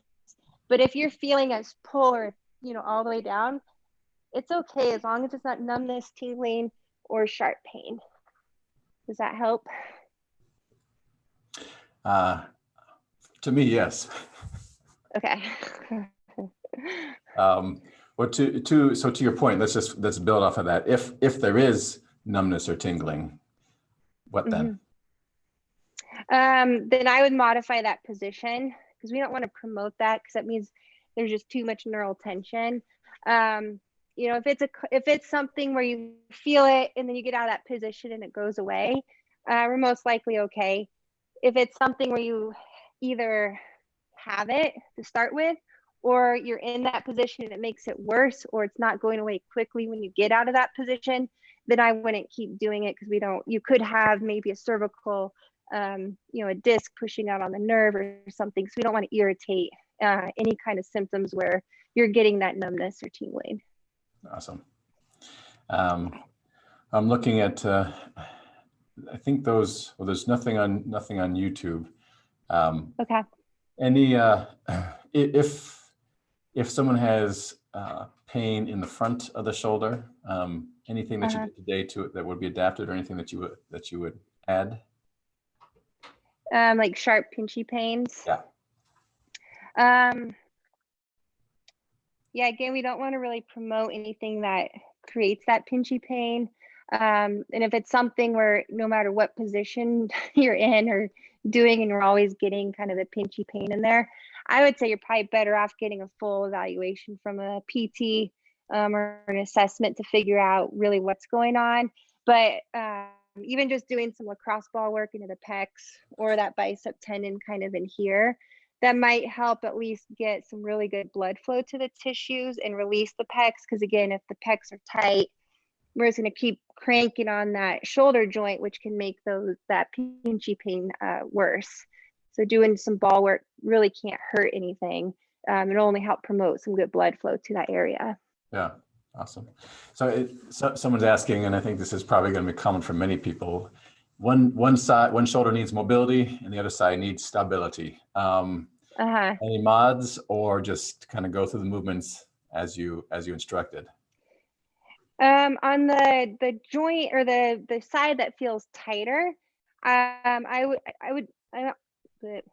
always recommend doing your mobility stuff on both sides. But if you have a side that is tighter or more restricted than the other, obviously we don't want an imbalance there. So I would always say, if you've got a tighter side, you work that mobility maybe twice as much as you would the other side. So the other side's still getting some love, but if this side's the one that's tight on you, you're doing an extra set, you're doing an extra rep or extra reps, or you're doing it more than, you know, once or twice a day to kind of catch that side up with the more mobile side.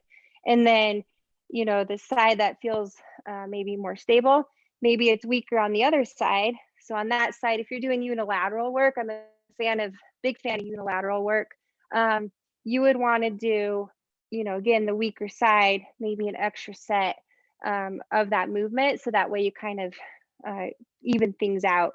So whatever side is weaker or less mobile, then we're going to do extra sets or an extra session on that kind of work. Does that help? Make sense? Yeah, someone else asked that, but I'm selfishly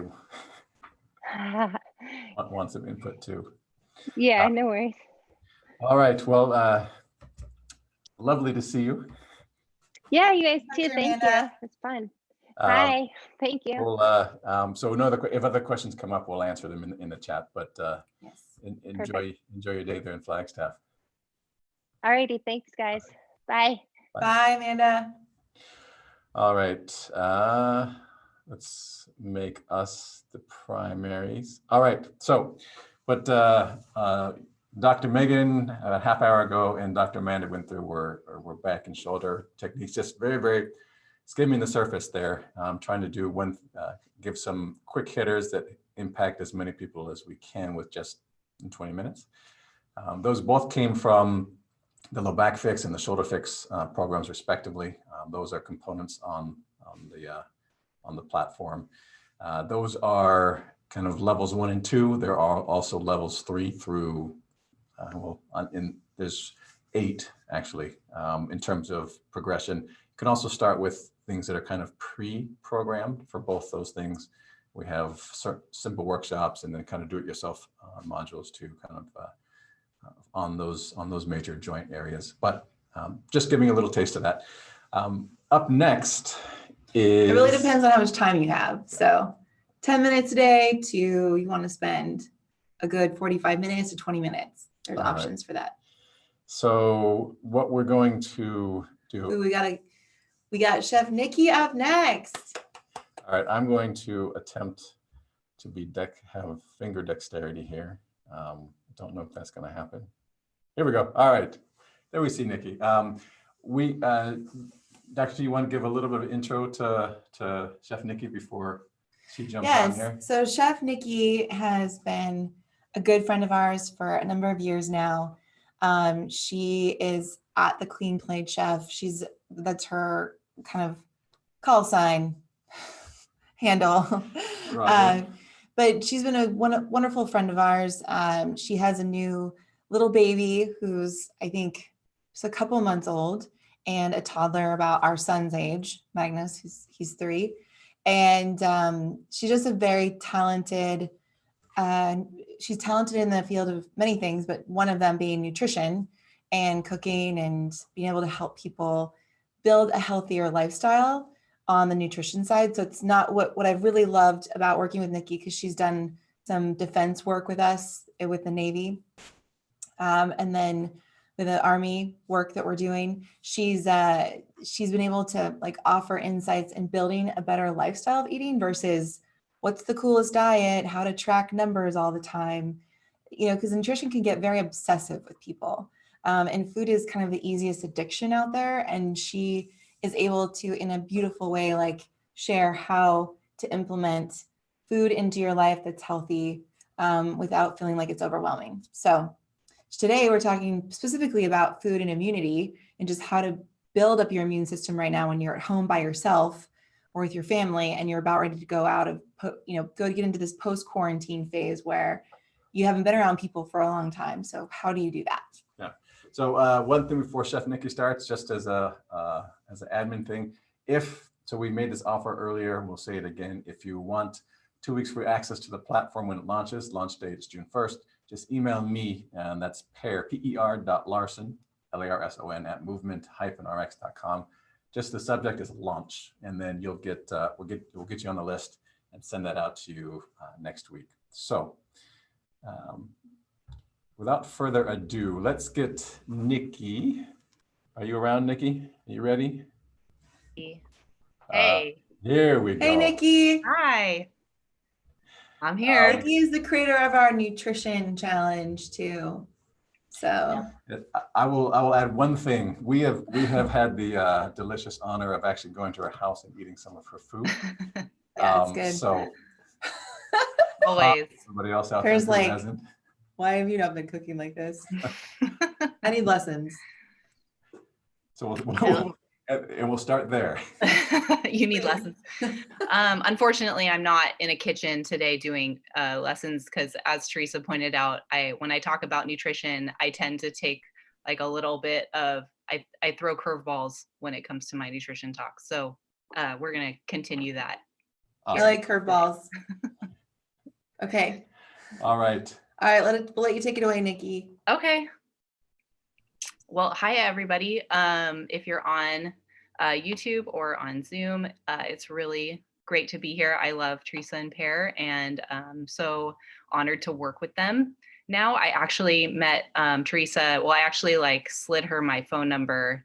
I don't remember if I took her phone number, if I slid her my phone number at their last grand opening when they had a brick and mortar location for Movement RX. And so that's how our relationship started. And so now I'm here at the grand opening of the platform launch. So that's really fun.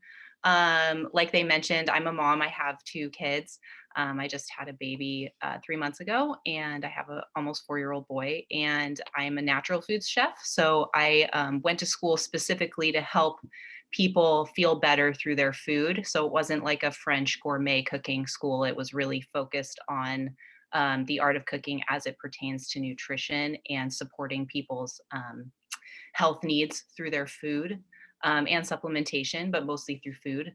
And I've been doing that for about 10 years now. And I also coach through Movement RX and with fitness classes and things like that. So if you have any questions for me, you can always reach out to me at the Clean Plate Chef about any of that sort of stuff. But today I'm going to talk to you guys about how do we support our bodies, specifically our immune system, through nutrition. And like Teresa said, I tend to come at things from a lifestyle perspective and not from like a prescriptive approach, like eat these particular things or follow this particular diet. Everybody's very unique. And there are a lot of things that we can do that are simple, just very lifestyle based habits that can support our health. And one of the easiest ways is through food. So the way I'm going to kind of structure this talk today, this little workshop about nutrition, is through the idea of exposure and support. So our immune system, in order to be really resilient and responsive to our environment, it has to engage with exposure to that environment, and we also have to support it after its exposure. And this isn't, any different from what we see with something like fitness. So when we train in the gym, we expose ourselves to physical stress, which creates a stimulus for change. And we hope that that change is more strength. We introduce loads in the gym. Since everybody that came before me was talking about fitness, and here I am talking about nutrition, I'm going to kind of segue by using fitness as an example. We need exposure to things that challenge our bodies in order to grow stronger, grow more resilient. But we also, after we work hard and support our body and build our body through that exposure, we also have to support our body through recovery for that strength to really take hold. And so when we do the same with our immune system, when we regularly and mindfully expose it to the elements of our world, we develop a more robust immune system. And then we also build defenses against the things that could harm us. So this is kind of the idea behind vaccines. And this isn't like a pro or anti-vaccine conversation. It's just the premise behind having a vaccine is you expose your body a little bit to a little bit of a pathogen, your body mounts a response to that, and then you develop immunity towards that pathogen. So we're going to talk about that in terms of what do we do kind of lifestyle wise, nutrition wise, to expose ourselves to things that build our immune system, and then how do we support our immune system as it recovers from that exposure. And the things that can kind of go wrong is that we can have too much exposure. So that would be, if we were to go back to our fitness example, if you have, like 120-pound woman who is new to lifting weights, she comes into the gym and she loads 250 pounds on the barbell and is going to go squat it. That is too much exposure. She's going to hurt herself. But then you can also have too little exposure. That same woman comes into the gym and only loads 10 pounds onto the barbell and tries to squat 20 pounds on the barbell. That's too little of a stimulus to really generate a response unless she were to up her exposure by upping the volume of squatting that 20 pounds. But you get the idea that you can have too much exposure to a challenge and too little exposure to a challenge to make a difference. So the same is true for our immune system. Right now, as we're kind of coming out of this like quarantine or stay at home or shelter in place, all these things that we've all been doing, we've been having very little exposure to the outside world. We've also been sanitizing a lot and just kind of staying in one place. So one of the ways that we can support our immunity going forward is by bringing in a little bit more exposure, obviously not too much exposure, but a little bit. And same thing with support. So say, let's do on the flip side of that, exposure support for the fitness example. After, let's say that same woman goes into the gym, does a challenging lifting session, but it's appropriate for her and for her goals. And then right after that, she goes on a 10-mile hike. And then that night she goes to bed at 2 a.m. because she was watching Netflix all day. That would be not enough support for the work that she did. She did the right amount of exposure during her lifting session, but she didn't support that exposure afterwards to develop strength. Now she's probably going to be a lot more depleted. Same thing goes for too much support. After, let's say, the same woman goes and has a challenging lifting session appropriate for her body, so it's the right amount of exposure, but then she takes the next week off from lifting at all. So she's not providing any more stimulus anymore. She's taking too much time off. That's too much support. She's not going to build a resilient body by just lifting one time a week and then taking the rest of the week and doing nothing. So we're going to apply this same logic to building our immune system. So let's get into it. How do we mindfully support and expose our immune system so that we develop resilient, robust bodies? How are we going to walk out into the world again, probably in a new and different way, but how are we going to do that in a way where we're not susceptible to not only, the virus that everybody is concerned about, but all kinds of things that we encounter every day that could potentially make us sick if we're not giving ourselves what we need. So just to start off, we're going to talk about the exposure part. We need to be exposing our bodies to a variety of environments. And we'll get into the nutrition part in a second, but I feel like this is really important. We've all been kind of just staying in our same area, our home, our yard, our neighborhood. And then if we go to the store, we probably go to the same store. So we go either to like Target, Costco, Trader Joe's, Whole Foods, wherever we go to get food if we're not having it delivered. But that's all the exposure we're getting.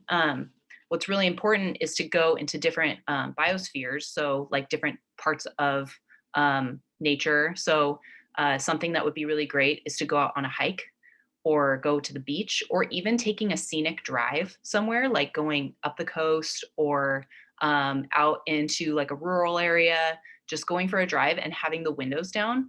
All of that air that you're breathing in is sending a signal to your immune system to respond to that new environment.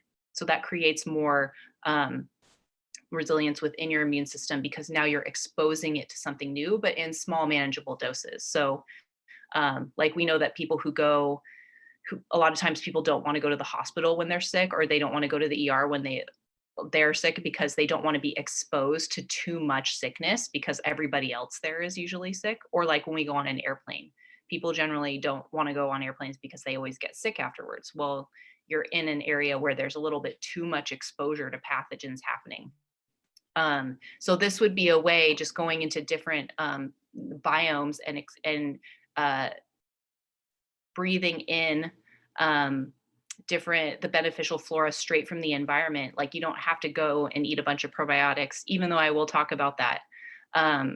Every new area you visit has a variety of organisms that will help your own personal biome, your own immune system, which starts in the gut, become more robust and build up.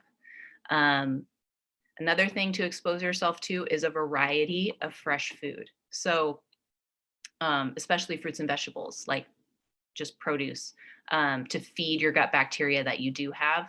And then when you go out and engage in those new environments and you introduce new organisms to your body, you want to feed and expose that gut bacteria to new things from plants like fruits and vegetables. So go to a farmer's market. That would be a way to get two of them. You could expose yourself to the outdoors, expose yourself to all of this produce from different farms, and then get your produce from somewhere that is, has dirt on it. Like all that stuff is going to help make you more robust in your immune system. If you can't go to a farmer's market, if they're closed near you, you can always look online and see if you can find community supported agriculture where you can get a box delivered to your house, or you can go pick one up. And that way you'd be supporting the local farmers there.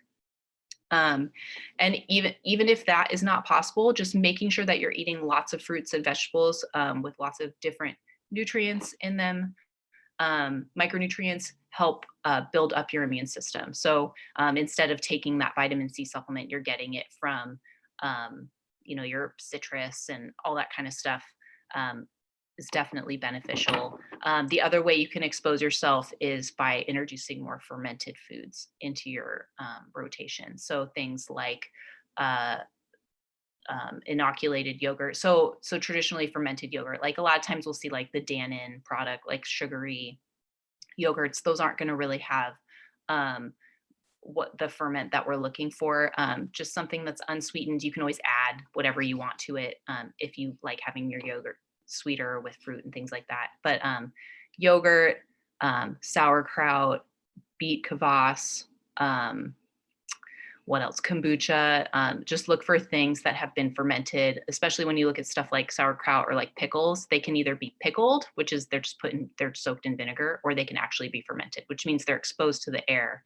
And then the elements in the air start to work on that food and ferment it, creating all that beneficial bacteria for your gut. So that's another way to introduce some things into your body through your food that help make you more resilient, help boost your immune system.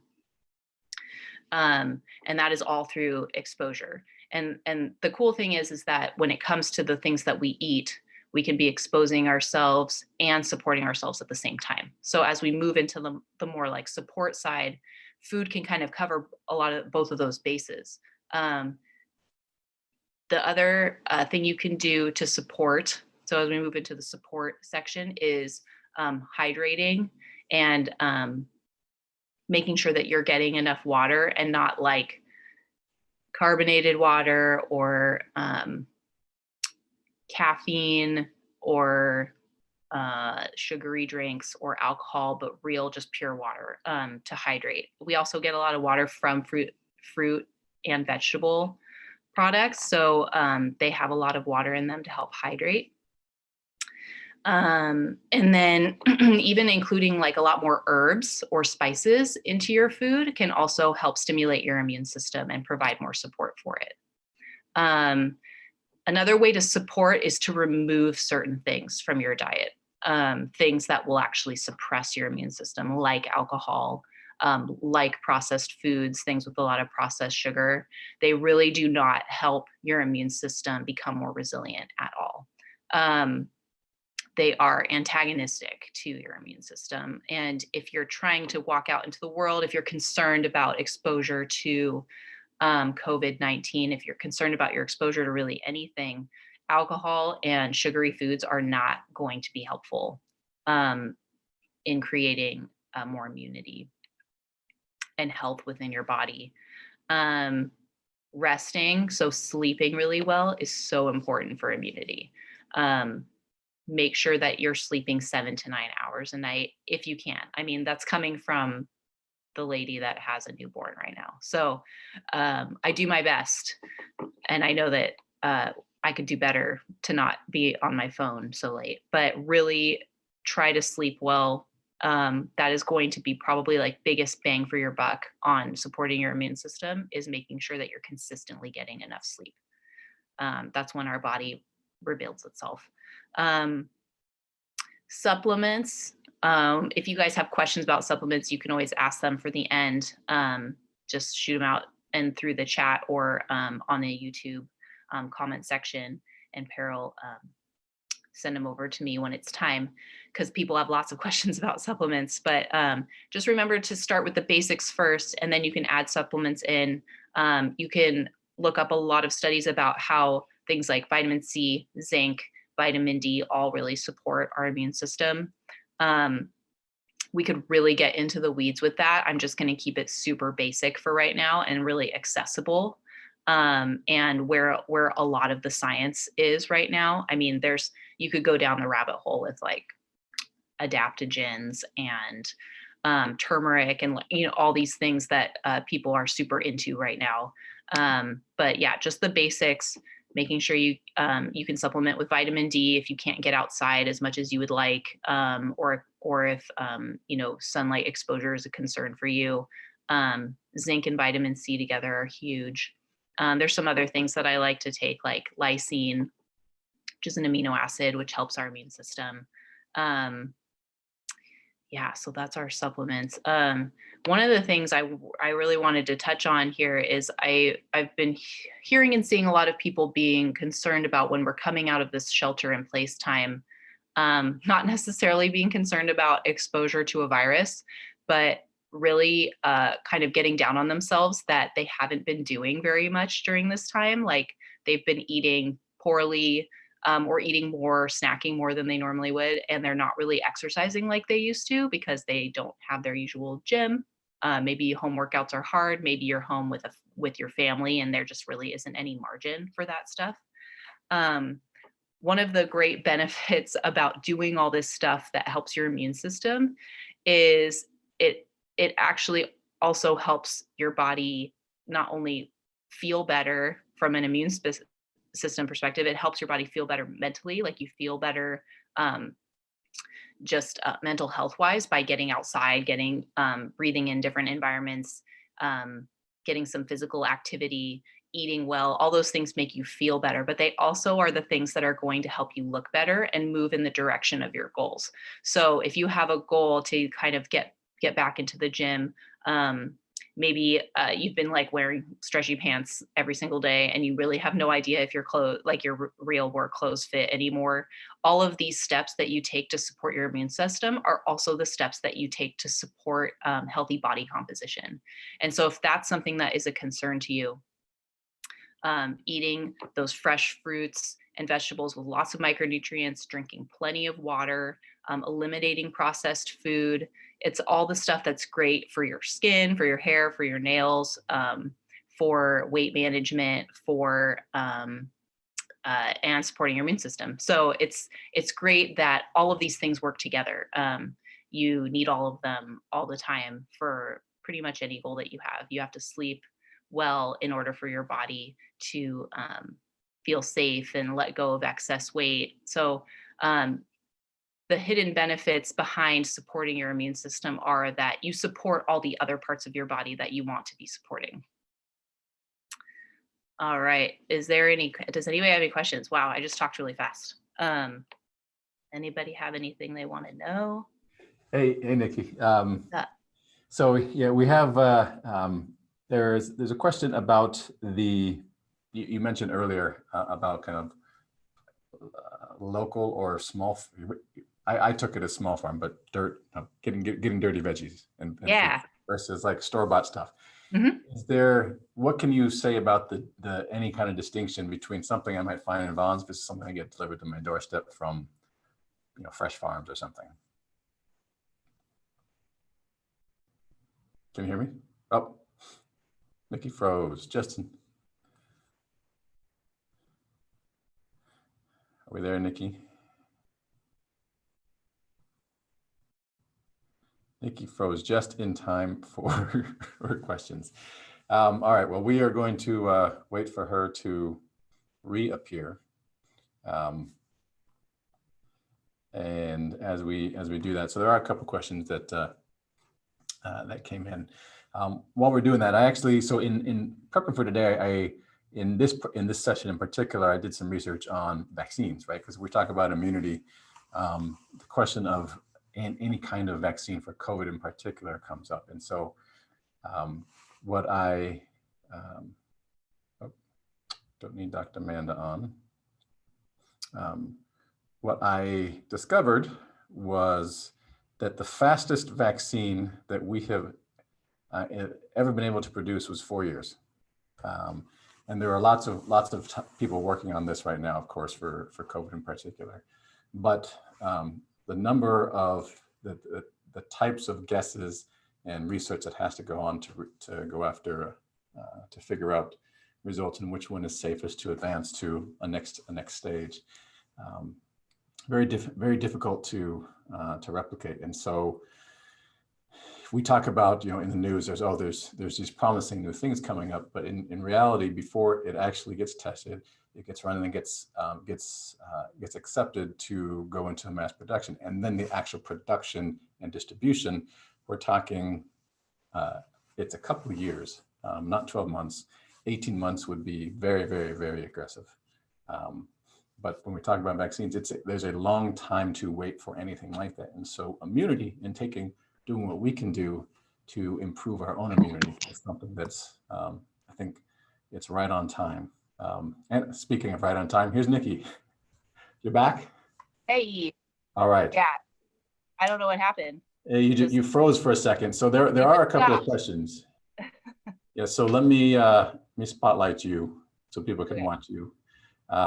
So I was asking about veggies, so kind of locally grown versus stuff that you might find. Who knows where it comes from when it comes to bonds? But anything that you can talk to in terms of what actually is the difference between those? Is it nutritional content? Is it just the fact that they haven't been washed in alar and whatnot, or? Did you hear the part about talking about them being like coated for No. transportation? No. Okay, so Nothing. yeah, so I was talking, then all of a sudden it disappeared.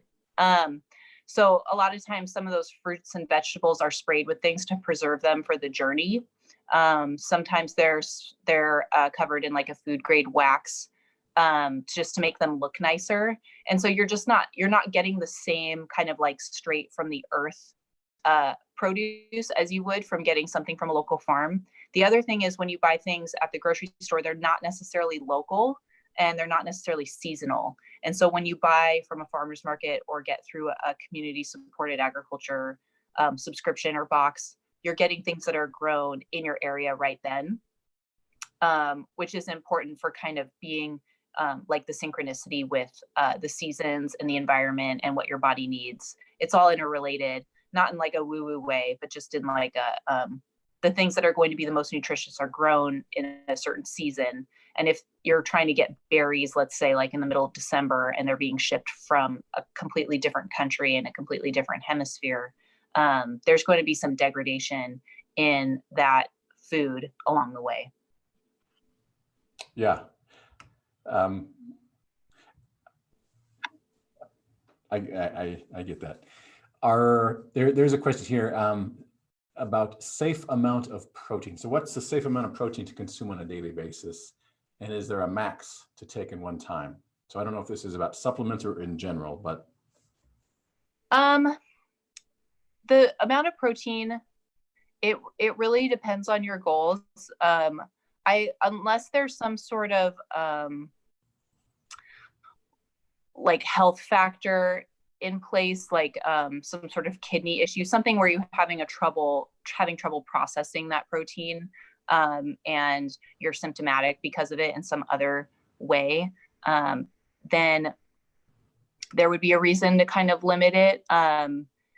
Honestly, getting in like supernatural amounts of protein is hard to do if you're not supplementing with a bunch of other stuff.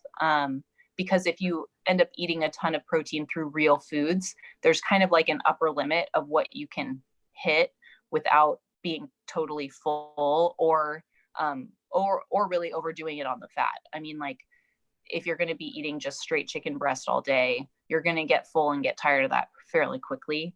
And you're going to probably stop before you hit like an amount of protein that is really unnecessary for your body.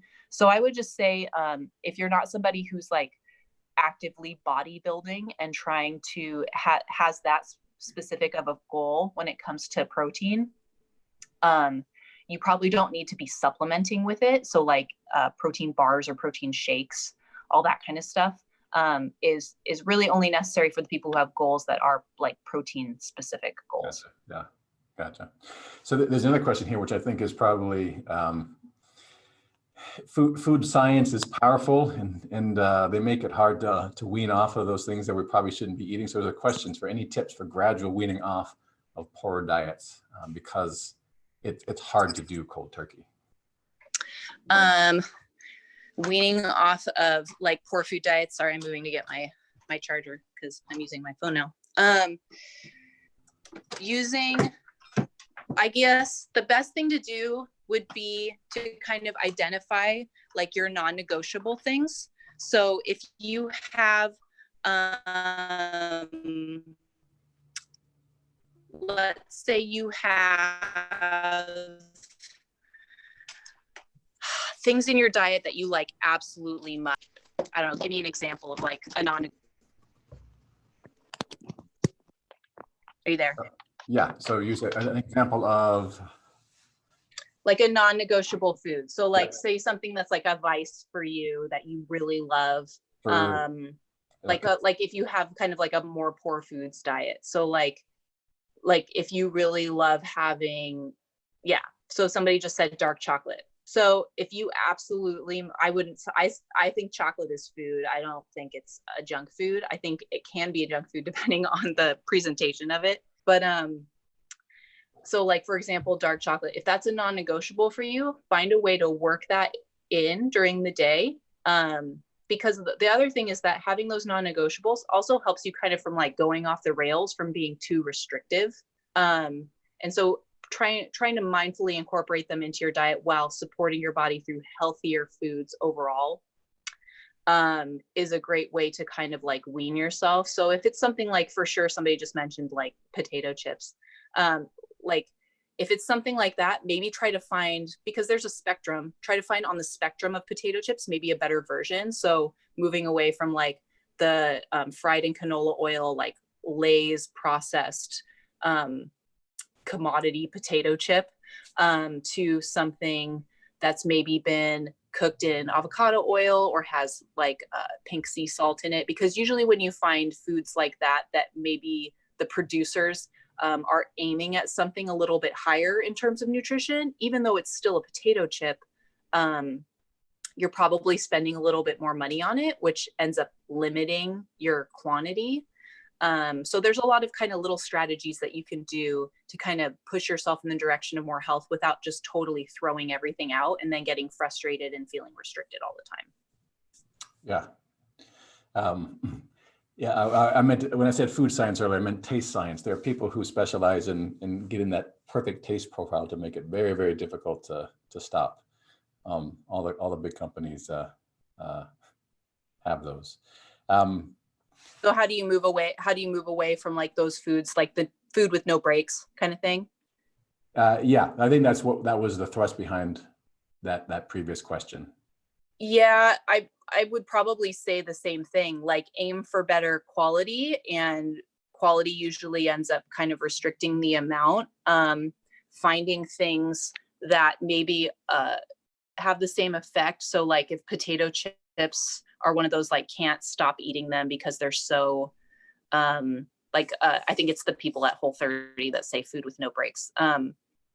Like you could just eat them forever.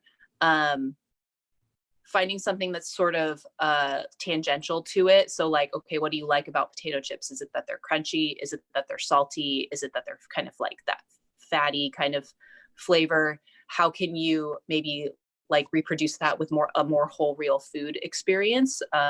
So if you identify that you like things that are crunchy, finding foods that are crunchy and salty. So maybe like some nuts instead of the potato chips that have been like salted. That would be kind of a way to move away from that more processed kind of stuff and in the direction of more real food choices. Gotcha. All right, we got two more, then we're going to shift over to Jim. One was any natural energy source to take in place of coffee supplements? Coffee supplements or just coffee? Coffee supplements is what the question is.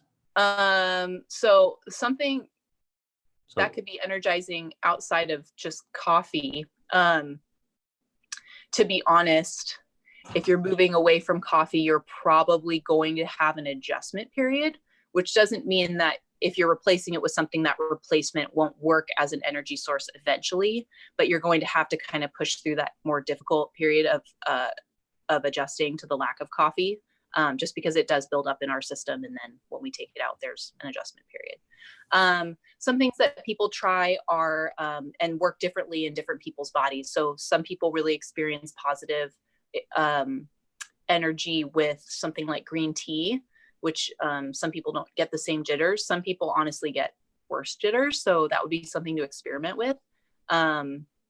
Even something like a black tea or a yerba mate, just different levels of caffeine and different kinds and different compounds in that particular food product that give us energy. A lot of people are experiencing like like better energy with some of those, like I mentioned, adaptogens, so like mushroom coffees, things like chaga, chaga mushroom, what's another one, cordyceps. Those are both like really great for energy if you're looking in kind of like the adaptogenic mushroom family. So trying to seek out some sources of that would also be helping. And they also, you know, chaga especially has kind of that earthy kind of coffee flavor. So that would be a good replacement. Gotcha. Okay.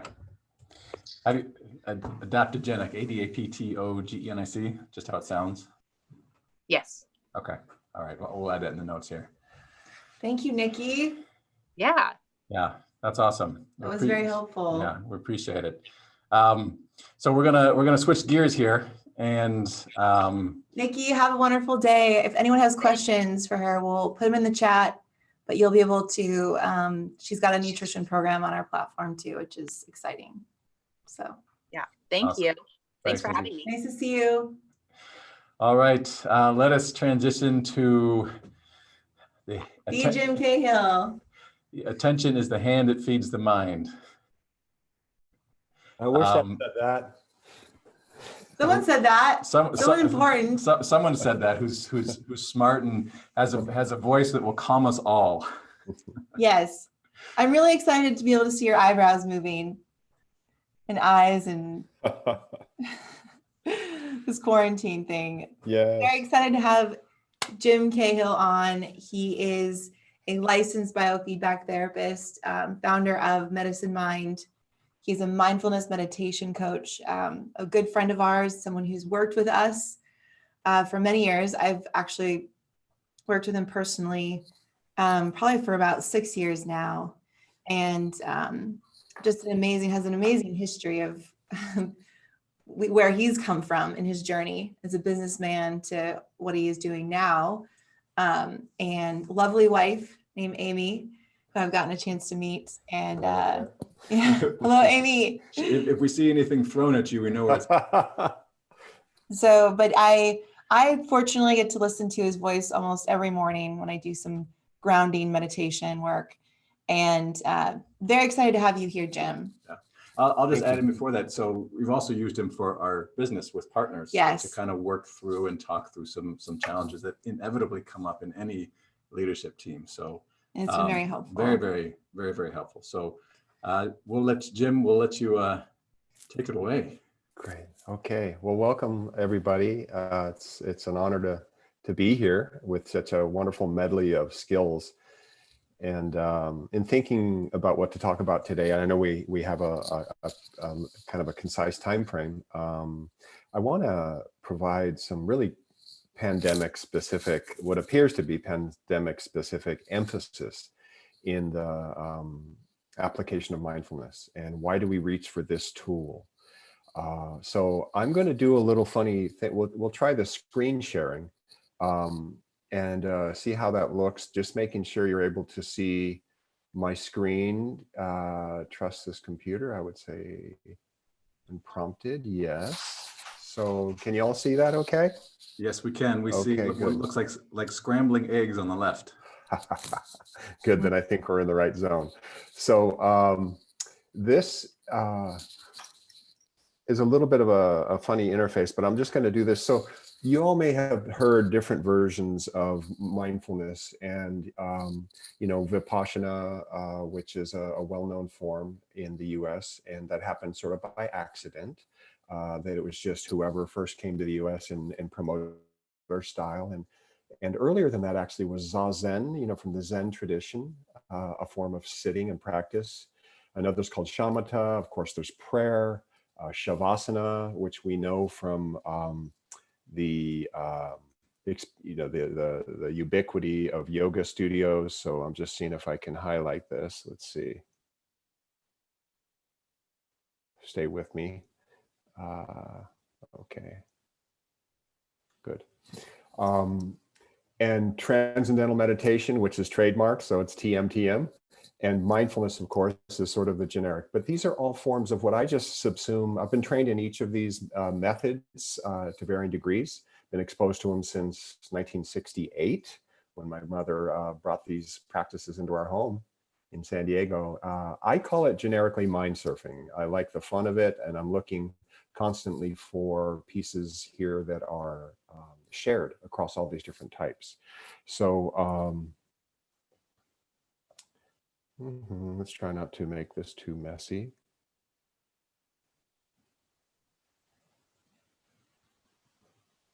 Okay. Sorry about this, guys.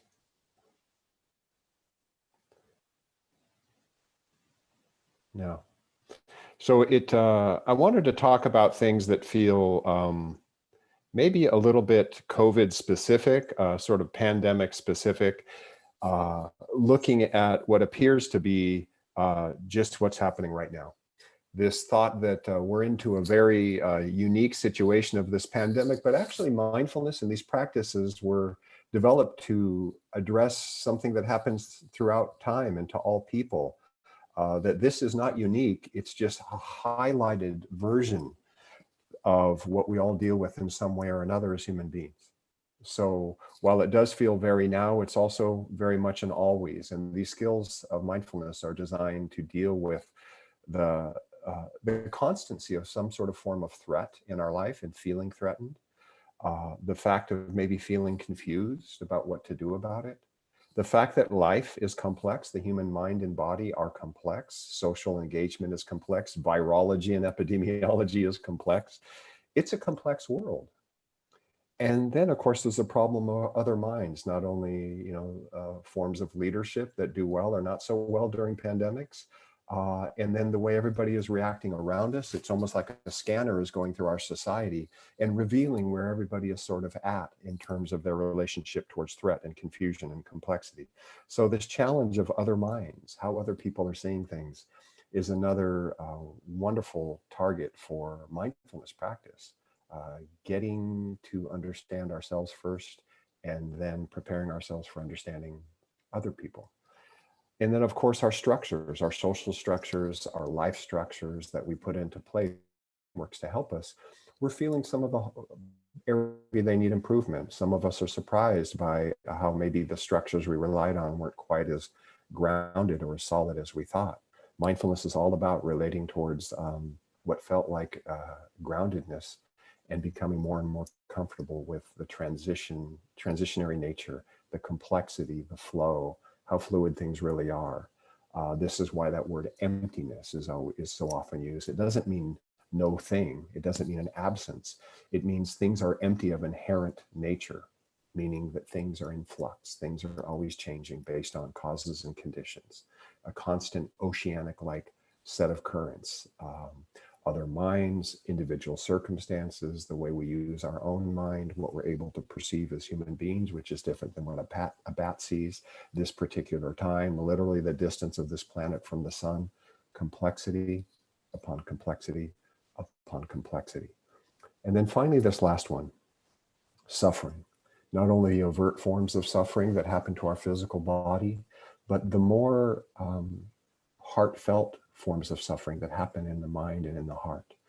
Mindfulness was designed as a form of medicine to address that which does not get fixed by molecules, by potions and lotions, or surgeries.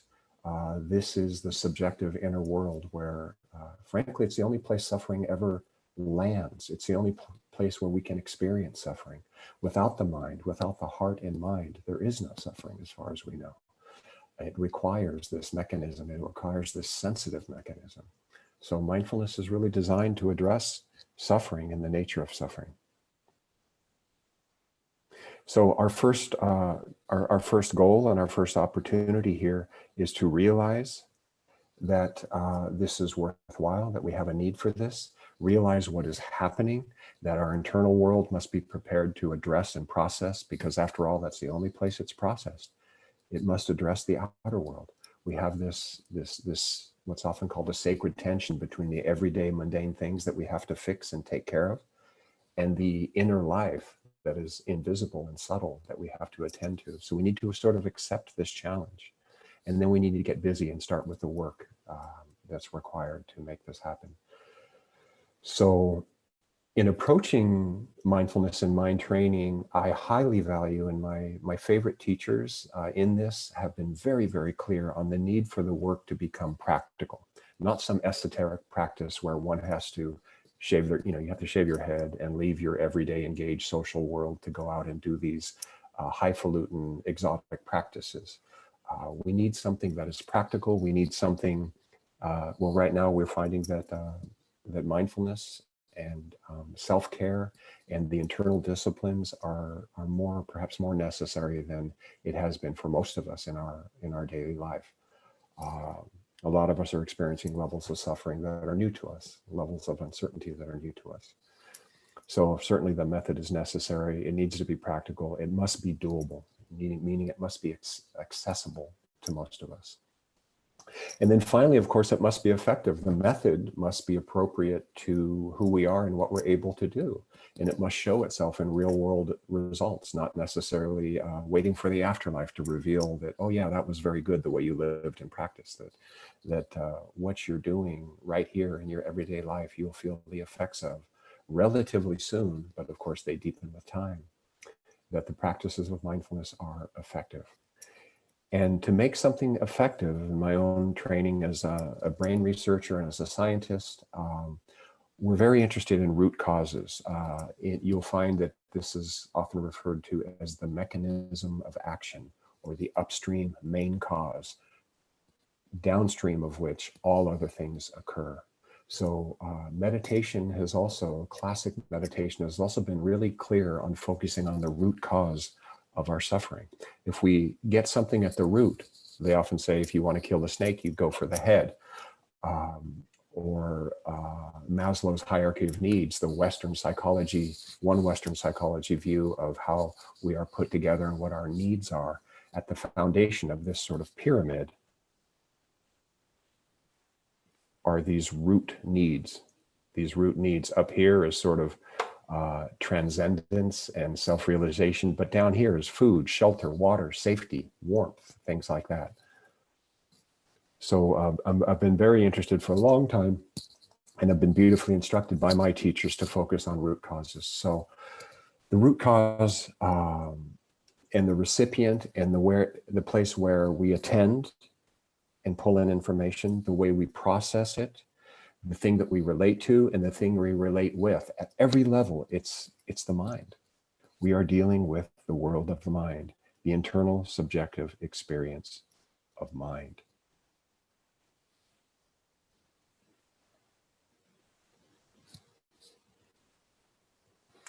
So, where do we focus? Where do we focus? Our focus will be on the body, somatic. We're going to turn our attention, this subpart of the mind called the attention, on body sensations first in order to build this foundational ability to stay where we've chosen to stay. We're going to attend to a few sensations, gravity sensations, and the sensations of movement. We're going to do this with a very light touch. We're going to do this with the part of ourself that we're going to call our awareness. This is the who. We're going to stay in the present moment. And the why of it is because, we're cultivating wisdom. We're cultivating greater sense of love and kindness within ourselves. So we're going to do a brief experience of this, and we're going to walk into it with a very simple structure, these ABCs. This is called the settling practice, the ABCs, excuse me. And the first one, this A, is about alignment and attitude. So we're going to begin by rolling out the welcome mat, by making a shift in our minds to deciding to do something good for us. That's the attitude. This is an attitude of self-care. And then the alignment stage in the A. So we have two A's, attitude and alignment. So we're going to begin by, if you're sitting or laying down, this will work for either way, and shift the attention into the body with an attitude of self-care. I might invite you to just close your eyes, and I'll walk you through it with a voice, but you're welcome to just let your eyes be hooded or let your eyes be open, but just softly focus, whatever you're comfortable with. With the attitude, what we call rolling out the welcome mat, the attitude of well-being and self-care and a bit of reverence for the importance of self-care, shifting into that attitude and perhaps feeling that in your heart space. And then checking in with your physical body alignment, the spine relatively straight. Some back support if you're sitting up is very useful. The spine, of course, is never completely straight. It always has the natural curve, but the spine is upright. The head is aligned on the neck in a comfortable position, and the chin just perhaps slightly downward. The face soft, the belly soft, feet flat on the ground rather than crossed if you're sitting in a chair. If you're sitting in lotus position or a modified lotus, of course, that's fine. And if you're laying down, just look for a sense of alignment through the center line of the body. And this alignment, this poise, is both a formal signal to ourselves that we're doing something. It's also a way of releasing muscle tension, because when the bones are aligned, the muscles can hang softly. Gravity is taking care of holding us upright. And so we get ourselves aligned and the soft tissue can just hang. So with eyes closed, just checking in with this alignment, finding a place for your hands, perhaps palms down on your thighs. If you're laying down, perhaps palms open along your sides. And checking in with the face again, soft, belly soft. And now moving into the body with our attention, turning the attention inward and inviting ourselves to take a few rather unique breaths that we will release later. But we're going to take this form of breaths, about 3 to 5 breaths that are 3 parts. So I want to begin by inviting you to inhale down low into the body, lower abdomen. Let the lower abdomen expand as you inhale. And continue to inhale and fill the middle part of the belly and the lower chest, and continue to inhale right up to the collarbones. This is a large breath. And then perhaps with pursed lips, letting go, extending the exhale and placing your attention on the feelings of relaxation and release. So inhaling again, lower, middle, and upper, right up to the collarbones, and then attending to the release feeling. The physical sensation, simple sensation of release. And just a couple more such breaths, like filling a vase with water. We fill from the bottom upward, lower, middle,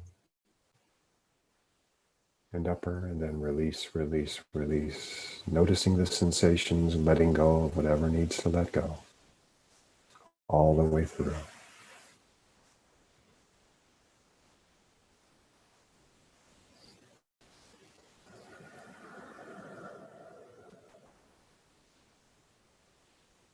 And then letting go of this special large breath and just letting the body breathe itself in any way that it would like, releasing control completely with no preference for the style of breath, allowing and trusting the body to breathe itself. Simply notice.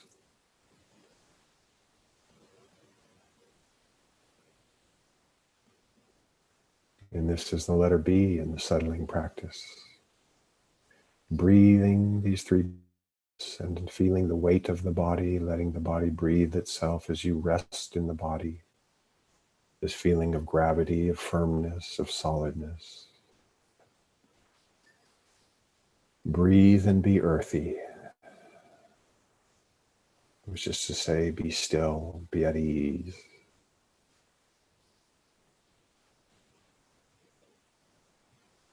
Just tuning into that solidness, that being supported by the good old earth.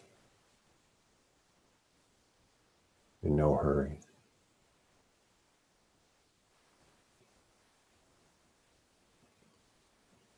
Enjoying the permission, enjoying the non-agenda of simply noticing.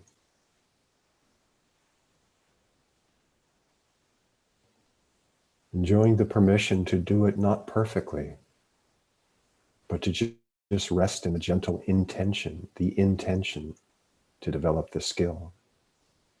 the intention to allow the body to breathe itself.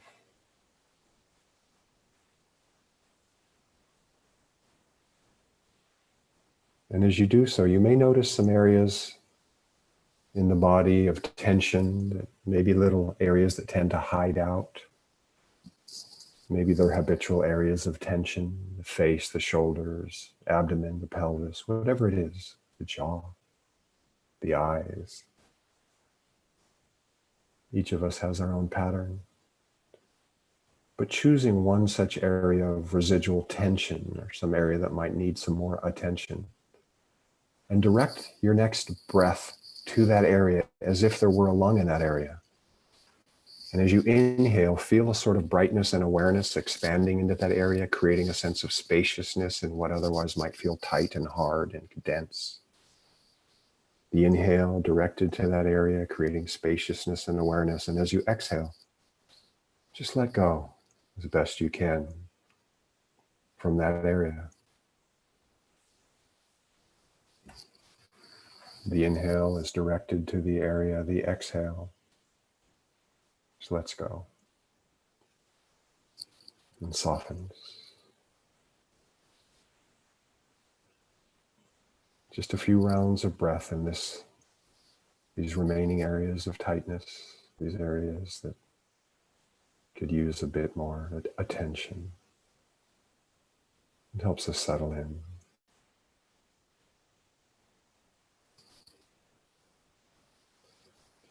And then releasing this directed breath, allow the body to breathe itself again, however it naturally is flowing, uncontrolled in any way. We're releasing control. And we're resting in pure awareness, this allowing, wide awake, but without manipulation, fully present, but with not much of an agenda at all.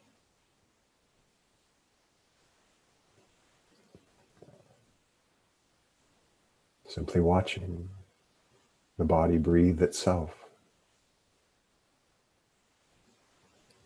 and paying particular attention to the simple sensations of the breath as they already are.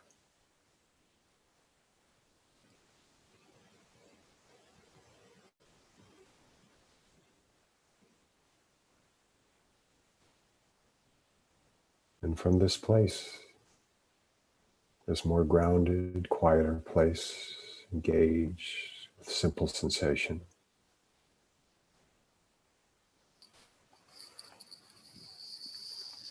we pivot the attention briefly to the conceptual mind and float a question to yourself. What is my heartfelt aspiration? What would I love to achieve or experience, to observe in this life? Briefly float this question. This is a conceptual question. And then drop it as you wait for an answer. Just see what arises.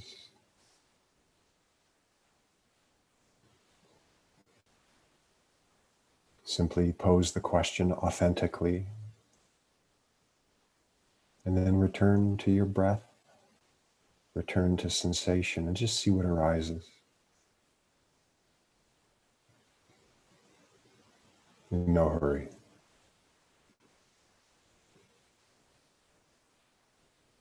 If something doesn't arise, of course, that's fine. Perhaps what arises is in a form that's unexpected. Perhaps it's a sensation. Perhaps it is a concept, an image, just the edge of a feeling. Whatever it is, simply notice and allow its complexity to unfold.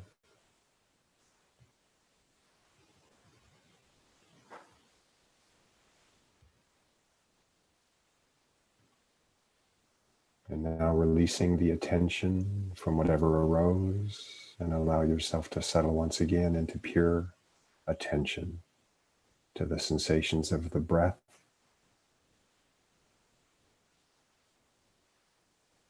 As the body initiates the inhale, see if you can notice that moment. where the body initiates. See if you can notice the continuity of the breath through the entire inhale, staying with this moment of the breath, feeling, and this moment, feeling. And then the exhale, this moment. And now this moment. This ongoing flow of this stream of moments of sensation that we call the breath.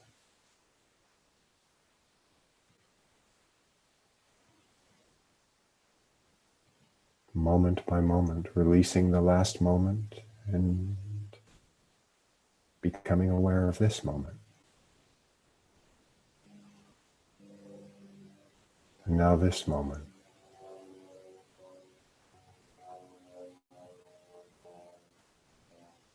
And of course, the mind, especially the mind in training, will wander. That's normal.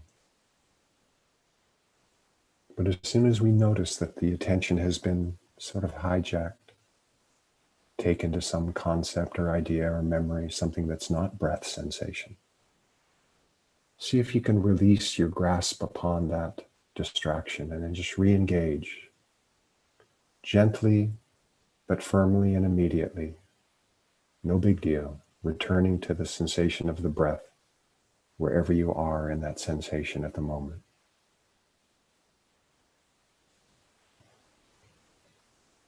It may be just a few seconds at a time, half a breath, where you can engage fully in the sensations without distraction. It's a wonderful thing to notice. The possibility of sustained attention to something you've chosen. In this case, the sensation of the breath.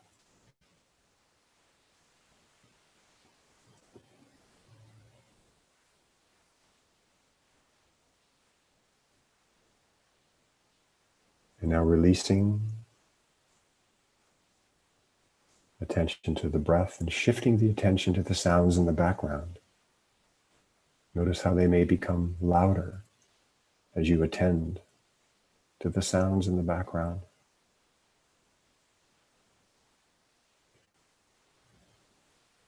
Notice the sensation of light through your eyelids or on your eyes.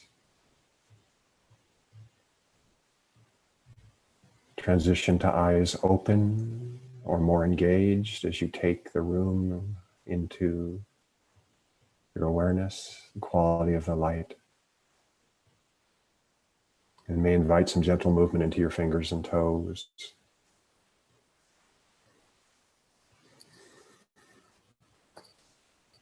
And coming back to socially engaged awareness.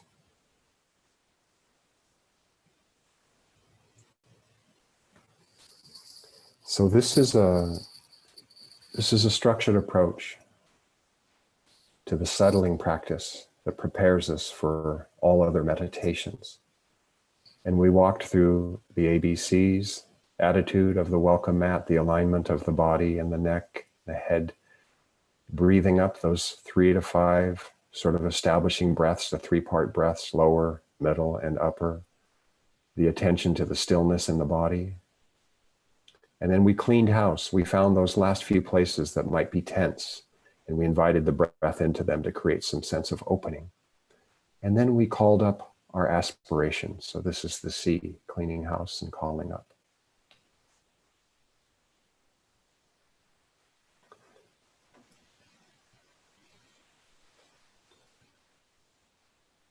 We had really just 2 targets. We had the sensations of the breath, the ebb and flow of the breath, especially the exhale, and then the pause, and then the inhale. These are all sensations, sensation, sensation, sensation, sensation. And then we attended to what's called the earth element. So where we're in contact with what supports us, the earthiness that stays still. Maybe it's the back against the chair, the pillow, the earth under our feet. just these two targets to begin with, because they're so valuable in grounding us in our bodies. And this creates that foundation. So. Thank you, Jim. Mhm. That was very helpful. Per and I were both actively engaged with that off camera. And if we have time for questions, I see that we're sort of just about there. Yes. I think one of the questions that I have for you is about the earth element. Why, I mean, one of the things that's really wonderful about what you teach, you give a lot of wonderful cues. And that's a really big part of coaching, just someone how to be effective in their own body, because we find so many people disconnected, and just cues can be helpful from a movement standpoint, but then from what I've learned from you from a mindfulness standpoint. But why is the earth element and kind of honing in your attention to that sense, the earth element, tactile sensation, so important physiologically? So whatever we attend to fills up our limited attention. So the content of the attention, as well as how many items can be in that attention, are limited. So for content, we have our 5 physical sensations, and then we have conceptual mind as sort of number 6. Most of the time we end up, I always draw this as a funnel, as you know. So the attention funnel that brings things into our mind is precious and limited. Mostly it's pivoted over towards conceptual mind, and we're cycling on a few limited facts and perceptions. And that's why delusion arises. That's why exhaustion arises. It's called the cognitive treadmill. And so what we're doing with mindfulness is we're preparing the mind to be sort of better at doing everything it does. And one of the things that we forget is these body sensations, that this was our first mind, literally, that it was deeply engaged in physical sensation. And so our first mind was optimized to be at ease with physical sensation. And physical sensations, such as the breath or any kind of touch-based sense, moves very slowly. And one exercise we often do is invite someone to explore the texture of the back of the thumbnail. And I've done this with hundreds and hundreds of people, and everybody pretty much does this. Nobody just goes like that and stays still, and nobody goes really, really fast. There's a particular cadence. There's a particular cadence, and it's a little bit of this and a little bit of that. So there's a little bit of this and a little bit of that, and that creates this sensation wave that's really pleasant to place the mind on, and it's very grounding.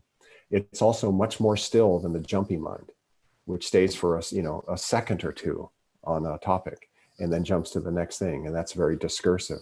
So to get about as far away from the conceptual mind where we usually are, and to prepare the mind for a different approach to life and a different approach to sensing things, we shift all the way over to this most primitive sense, the tactile. And we use the breath as a nice portable thing. Instead of feeling our thumbnail while we're meditating, we can turn our internal feeler to our breath.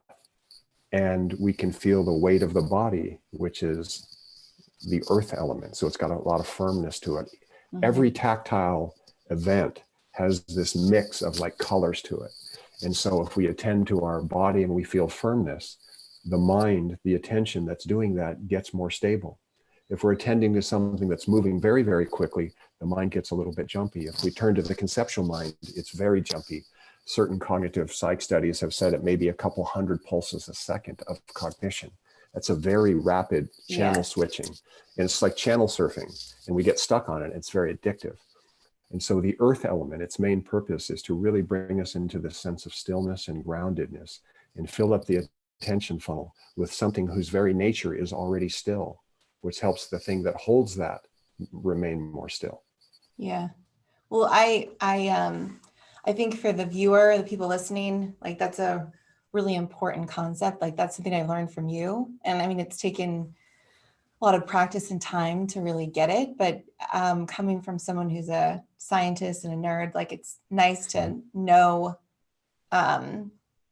what it's doing physiologically. But I've also, I mean, like we said in the beginning, I mean, we wouldn't be actually doing this kind of work the way we are without the guidance from you and like really honing in the attention of what we're doing versus being a feather in the wind that the conceptual mind can be. Like look at that flashy light, look at this cool thing. Like, now let's like focus in on what it is that we want to do. And I mean, you've worked with me personally on that, like, because it's so easy to get distracted today in today's day and age. And this practice, I know, speaking personally, and then even for our company, has really helped us hone in on what's most important and being able to let go of the conceptual mind a little bit each day, and kind of get to what we want, what we need, versus all the flashing lights that can come at us. Yeah. And the way our mind works, and this trigger and that trigger. And so anyone listening, I hope that you can take this practice. Obviously, Jim is being able to have access to him is possible. Thankfully, through Movement RX and through the work he does with Medicine Mind. So if you have any questions moving forward, please put them in the chat or email us. But do you have anything else you want to say? No, Thank you for your time, Jim. Every time I hear you, I made that comment to Teresa while you were going, is the cues. We talk about cues being so important in the work we do musculoskeletal, from a musculoskeletal standpoint. And the cue I'm someone that meditation, I struggle with, right? Yeah. Both conceptually and actually in practice, I've struggled with. But when listening to you, it's just to me, the cues resonate. They're well practiced, and so we every time I hear you, like, yeah, I know why we talk to them. Well, one of my personal frustrations in going through so many teachers was when I finally understood what they were trying to say. I said, really? That's how you want to teach it? It's like, we are Westerners here. We don't use those words. We don't need extra vowels to. I lost my chi 45 years ago. I haven't found it yet. Yes, and we don't need to all imitate, exotic cultures in order to do this work. This is a fundamental human capacity, and so using real world language has always been, I think, when one of my teachers did it, I felt a tremendous relief. Yeah. Right. Well, that's well, maybe that's why we also get along so well and resonates. Yes, because we're the same way with movement. It's like, keep it, stop talking about the fibula and dorsal whatever. Let's help people understand what we're actually trying to do. Keep it simple. Oh, thank you. Speaking of dorsal fibulas, we're the bicipitals. We've got a workout to do now. Now that we're all at peace, we're gonna go now do a workout. Wonderful. We're gonna switch over to Lindsay. So Jim, thank you very much. Thank you. Cheers all. Thank you. Say hi to Amy. Give her a hug for us. I will. Bye-bye. So here we go. So let's move over to, we're gonna get Coach Lindsay queued up here. So she's going to start off with some, thankfully, downregulation and mobility. So to move from that into more activity without a super jump. So she was playing some Metallica back there. We asked her to tone it down to start, just to give you guys a chance to transition. But so Coach Lindsay is going to go through some DRM that's on the program. Downregulation mobility. That's what we, for shorthand, and then lead you through something that's, we'll start off glute based and then kind of work midline. So two key parts of the body that we spend a lot of time with on the programs, on the platform. So who doesn't want stronger glutes? Also, the glutes are really important for strengthening the lower back. If you think about your lower back, like if you wanted to focus on one muscle, well, lower back, knees, ankles, your hips need to be strong. And we're very fortunate to get to work with Lindsay. We've worked with her for quite some time now. I think it's up to 4 years. We've done a lot of work with the Navy with her, call her a super coach. Just her energy is vibrant. She's an amazing, talented mover. If you get to watch her on any of her social medias, it's really impressive. And she's just a light in our company. So without further ado, we'll let her take it away with some downregulation and then some glute work. Who doesn't want some strong glutes? All right. Thank you, Teresa. Thank you, Per. Thank you guys so much for joining me today. I'm super excited to get you guys moving. So hopefully you guys are feeling strong, you're feeling ready. So today we, just like Teresa and Per talked about, we are going to be starting with some downregulation, mobility, and stability. So the reason why we do that is to prep the muscles and joints for movement. It's very important, also important for our health. Moving forward, it's a great way to manage our body's stress as well. So you're going to find doing these movements that you're just going to feel a little bit more relaxed. You're going to feel muscles kind of decompressing and releasing. You know, like I said before, it's going to help improve the muscle tissue and joint function within your body. Stability is a huge one. For health, you want to make sure you have strength and you also have body control. If you can control your body, you can move quite well. So today's first movement is going to be the down dog. Okay, so I'm going to have you guys go ahead and step away, and I want you guys to turn your body to the side for this down dog position. If you are a wheelchair athlete, feel free to do this top version on a wall. Okay, so just the upper body part. So we're going to start down all the way in the bottom of a push-up position. Hands are going to be by your side. Okay, from here we're going to come up to a tabletop position, and we're basically just going to push our hips back. Okay, nice and back here. We're going to hold for about 30 seconds, pulling the belly button into our spine, taking a deep breath in through our nose and out through the mouth, driving those heels through the floor, pushing our chest towards the ground. Okay, we're going to hold for another 3, 2, 1. We're going to bring it back down to tabletop position. And we're going to repeat that same movement again. Okay, so from here, curling the feet under, pushing those hips back. Okay, you want to try to make a nice straight line from your wrists all the way to your hips. Okay, very good. Deep breath in, deep breath out. And you'll notice that we're working a lot of the back side of the body here. Calves, hamstrings, upper back, mid back. Let's go back and bring it to tabletop position. We're going to do 2 more sets of these for 30 seconds. Okay, pushing the hips back, splay those hands, chest towards the floor. Deep breath in, deep breath out. Doing great, guys. Deep breath in, and feel free to add a little feet pedal to that. You'll feel a little bit more in the calves there. Pedal right, pedal left. Remember to keep that tummy tucked in towards that spine. Ribs are down. Bringing it back to that tabletop position.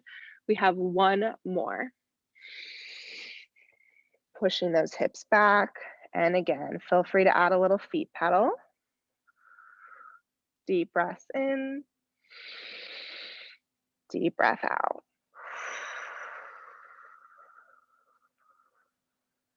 Doing great. Arms stay straight. The knees don't need to be completely locked. They can be gently locked here. Very good. And 3, 2, 1. Bringing it back down to tabletop. Awesome, guys. All right, so the next movement we are going to move on to is a scorpion pose. It's going to be a little bit more dynamic today, so we're going to be moving through it a little bit quicker. Dr. Amanda did a segment that was very similar to the scorpion. So this one starts on our back. So feet are going to be in front of you. You're going to lay on the back here. Arms are going to be straight out to the side. Legs directly out in front of you. You're going to take your right knee up to 90 degrees, and you're going to bring that knee up and over to the left side of the body. Okay, if you need to, feel free to put a mat or a foam roller underneath that knee. Okay, deep breath in, deep breath out.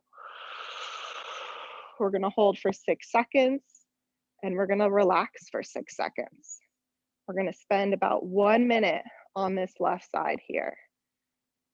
Okay. The goal would be to keep that right shoulder on the ground as much as possible. If it's too much, that's okay. You can bring one arm across the body and just allow that body to twist. Very good. And back to it. Bring that leg up and over. Twist that body. Deep breath in, deep breath out. And trying to get this right knee towards the floor. Doing great. We got one more on this left side. Right knee up. Shift. Up and over. Deep breath in, deep breath out.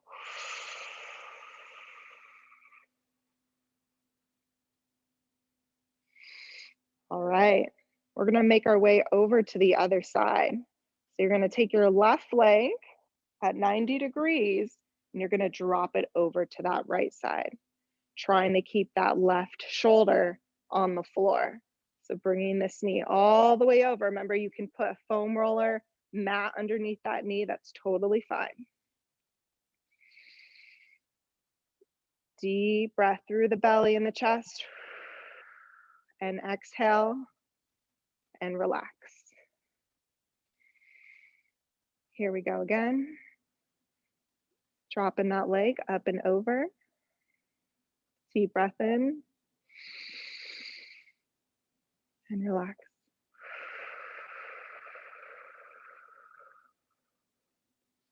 Doing great. We got two more. Left leg up and over. Allow that body to twist. Really focus on your breath here.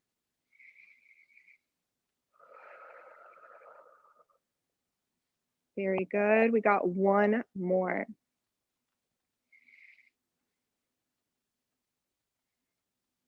Nice.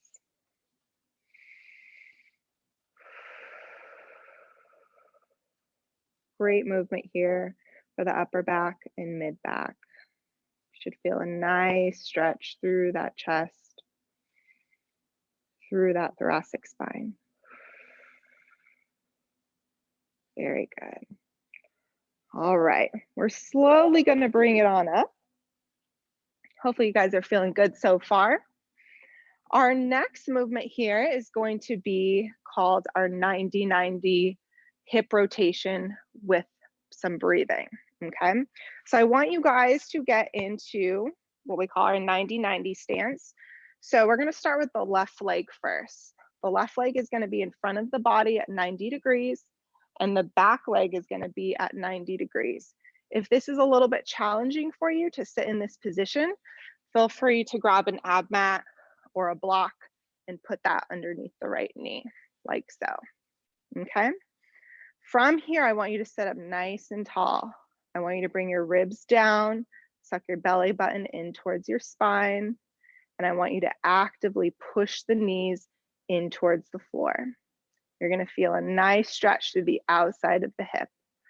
Okay, so deep breath in, through the belly, through the chest,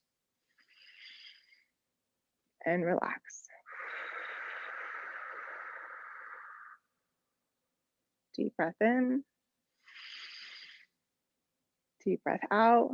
Drive those knees into the floor. Very good. We're going to be here 30 more seconds.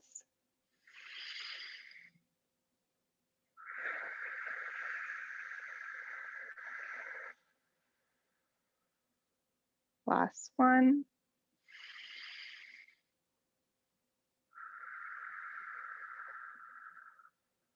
All right, for those of you who want to take it a little step further, feel free to come up, shift forward with your hips, extend, squeeze the glutes, and then drop back down nice and slow. We're gonna go 6 to 8 reps here. If not, if that's a little too much for you, I just want you to stay in the same position and focus on your breathing, actively driving the knees into the ground, okay? Here we go, one more minute. Extend the hips up, lower back down, doing great. with control. Control that movement down and up. Good. Deep breath in. Deep breath out. Good.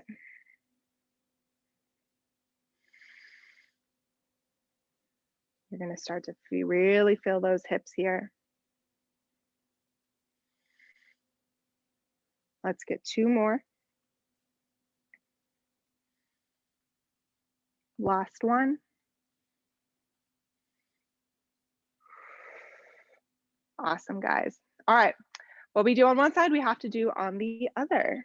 So let's go ahead and switch our legs over to the other side. Okay, so right leg is going to be in front of the body. Okay, right leg is going to be at 90 degrees as well as the back leg. You're going to feel that nice pull there through the hip. Chest up, ribs are down, core is braced. Feel free to put anything underneath the knee as well. We're going to sit here and breathe for the next minute. Push that belly out. Inhale through the chest. And exhale. Deep breath in. Deep breath out. Push those knees towards the floor.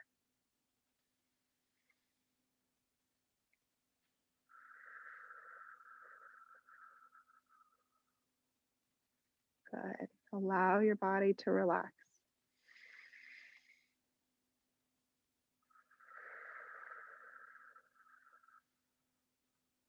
Nice job. Again, for those of you who want to take it a little step further, feel free to shift the hips up and back down. We're going to go for 6 to 8. Nice and slow. Shift and lower. Doing great. Good. And breathe.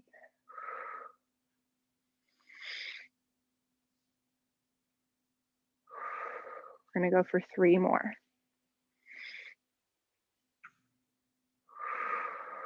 Awesome job. 2 more.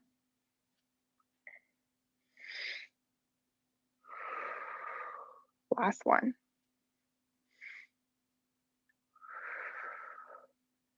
Good. All right. Let's slowly shake it on out. That's going to conclude our down regulation and mobility.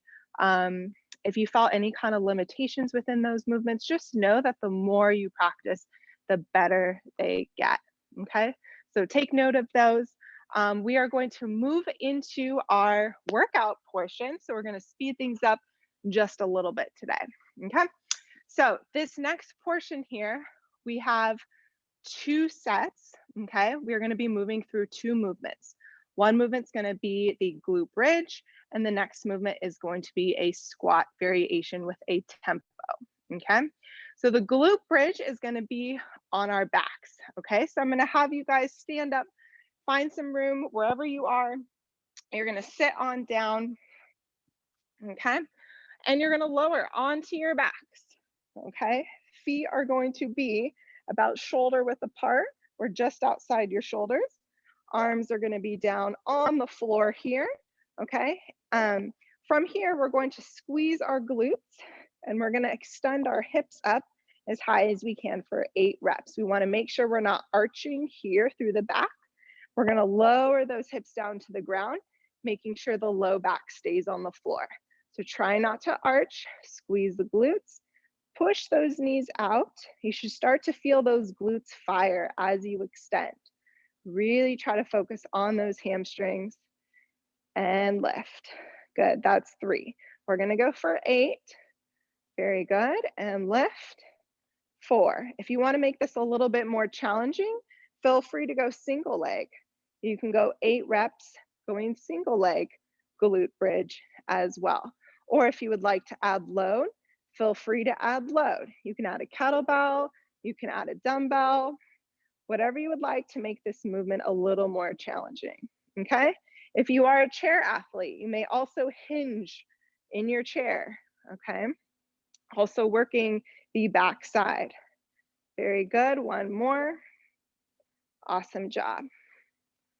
All right. Our next movement is going to be a squat, okay? So this is going to be a tempo squat. We're gonna have 8 reps here. With the tempo, we are gonna be descending with a 3-second tempo going down, okay? So if you are a chair athlete, feel free to perform dips for this movement with us, okay?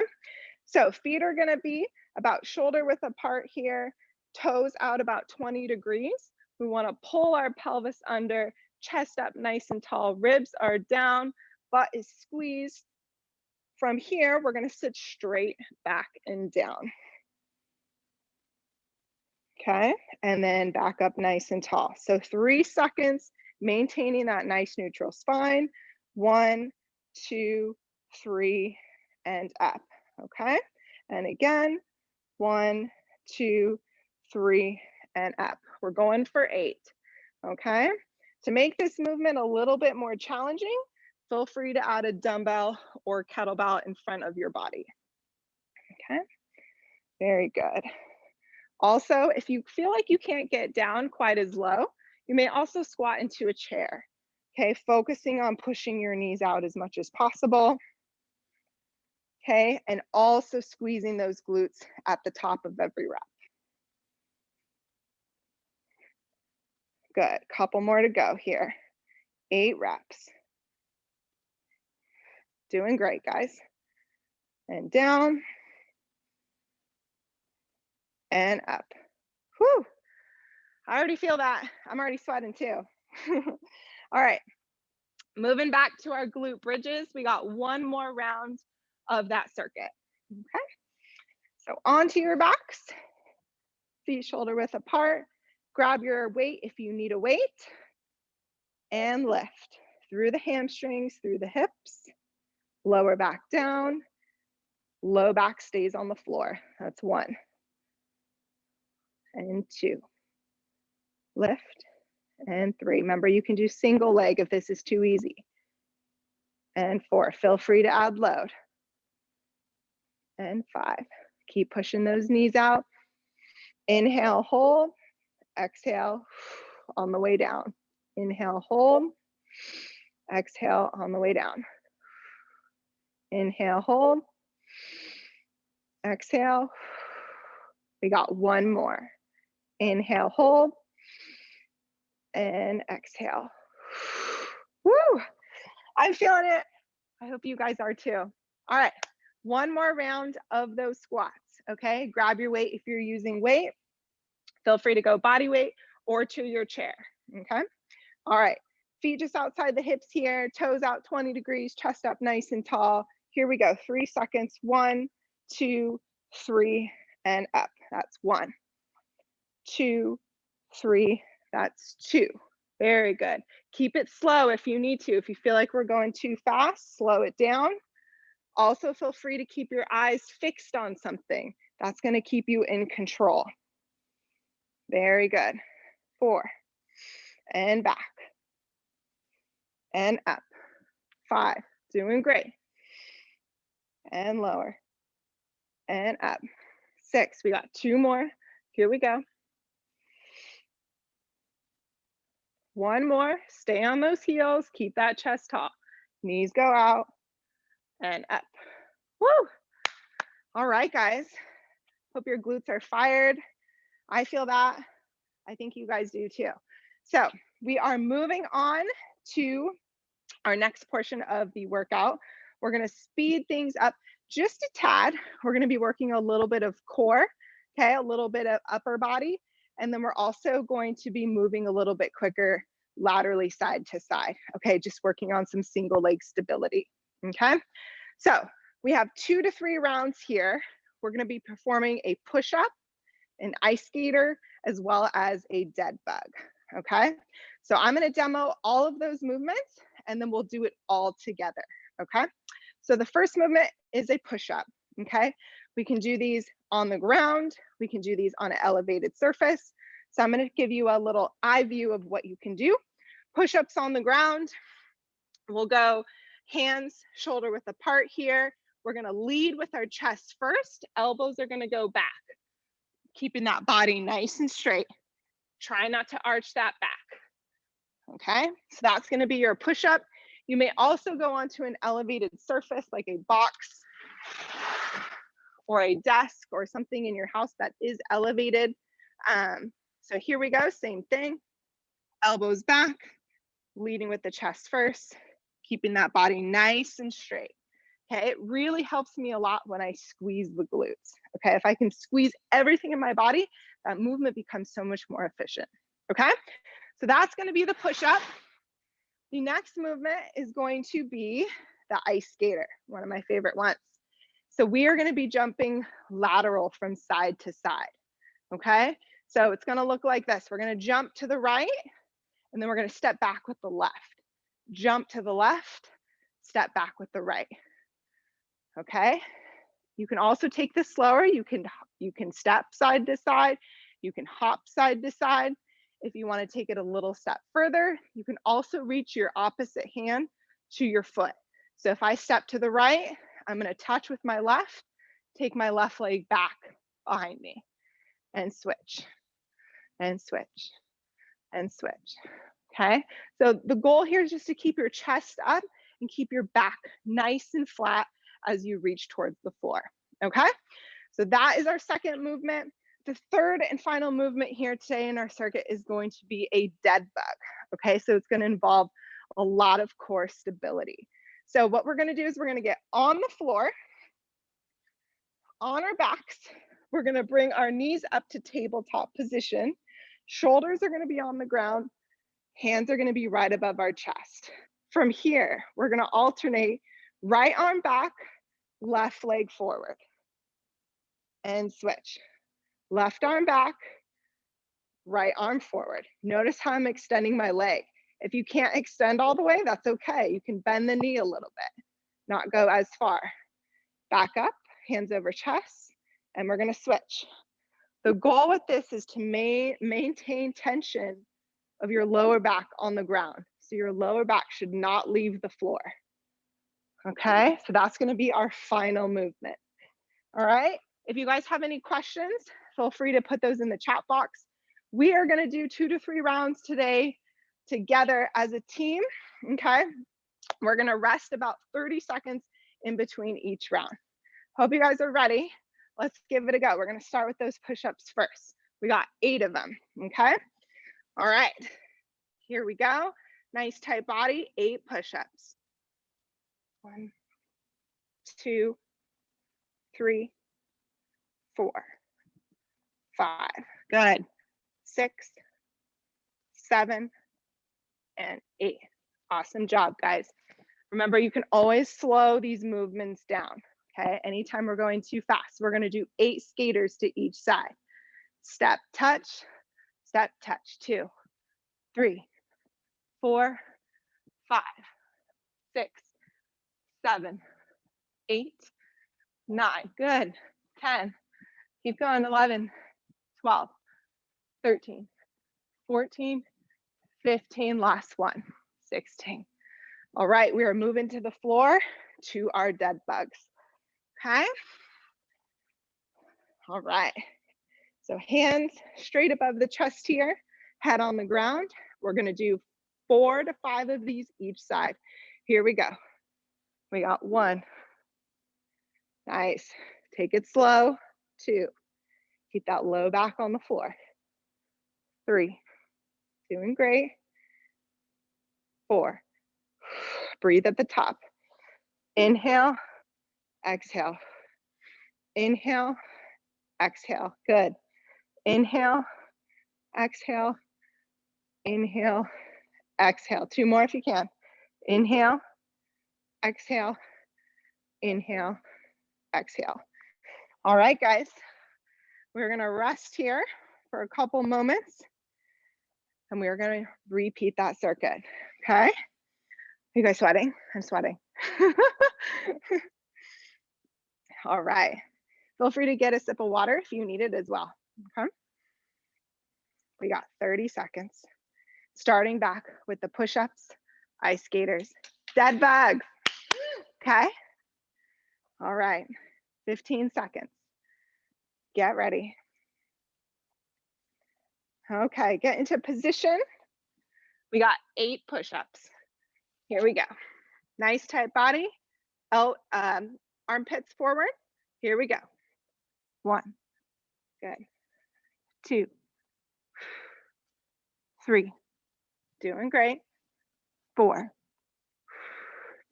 5. Stay tight. 6.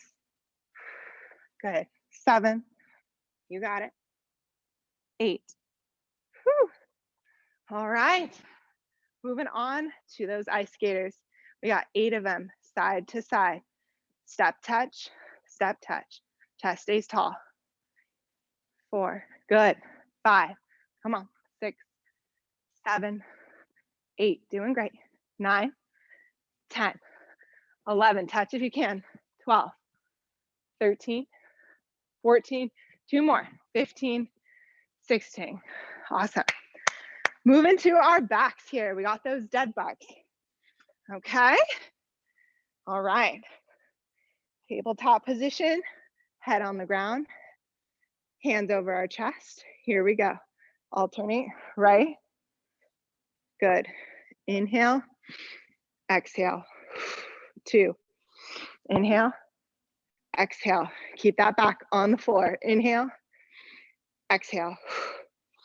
Inhale, exhale. You got it. Inhale, exhale. That's 6. Stay strong. Slow it down if you need to. Feel that core working. Don't let that back leave the floor. Good. Extend that leg out as far as you can while still maintaining tension. Form's the most important part.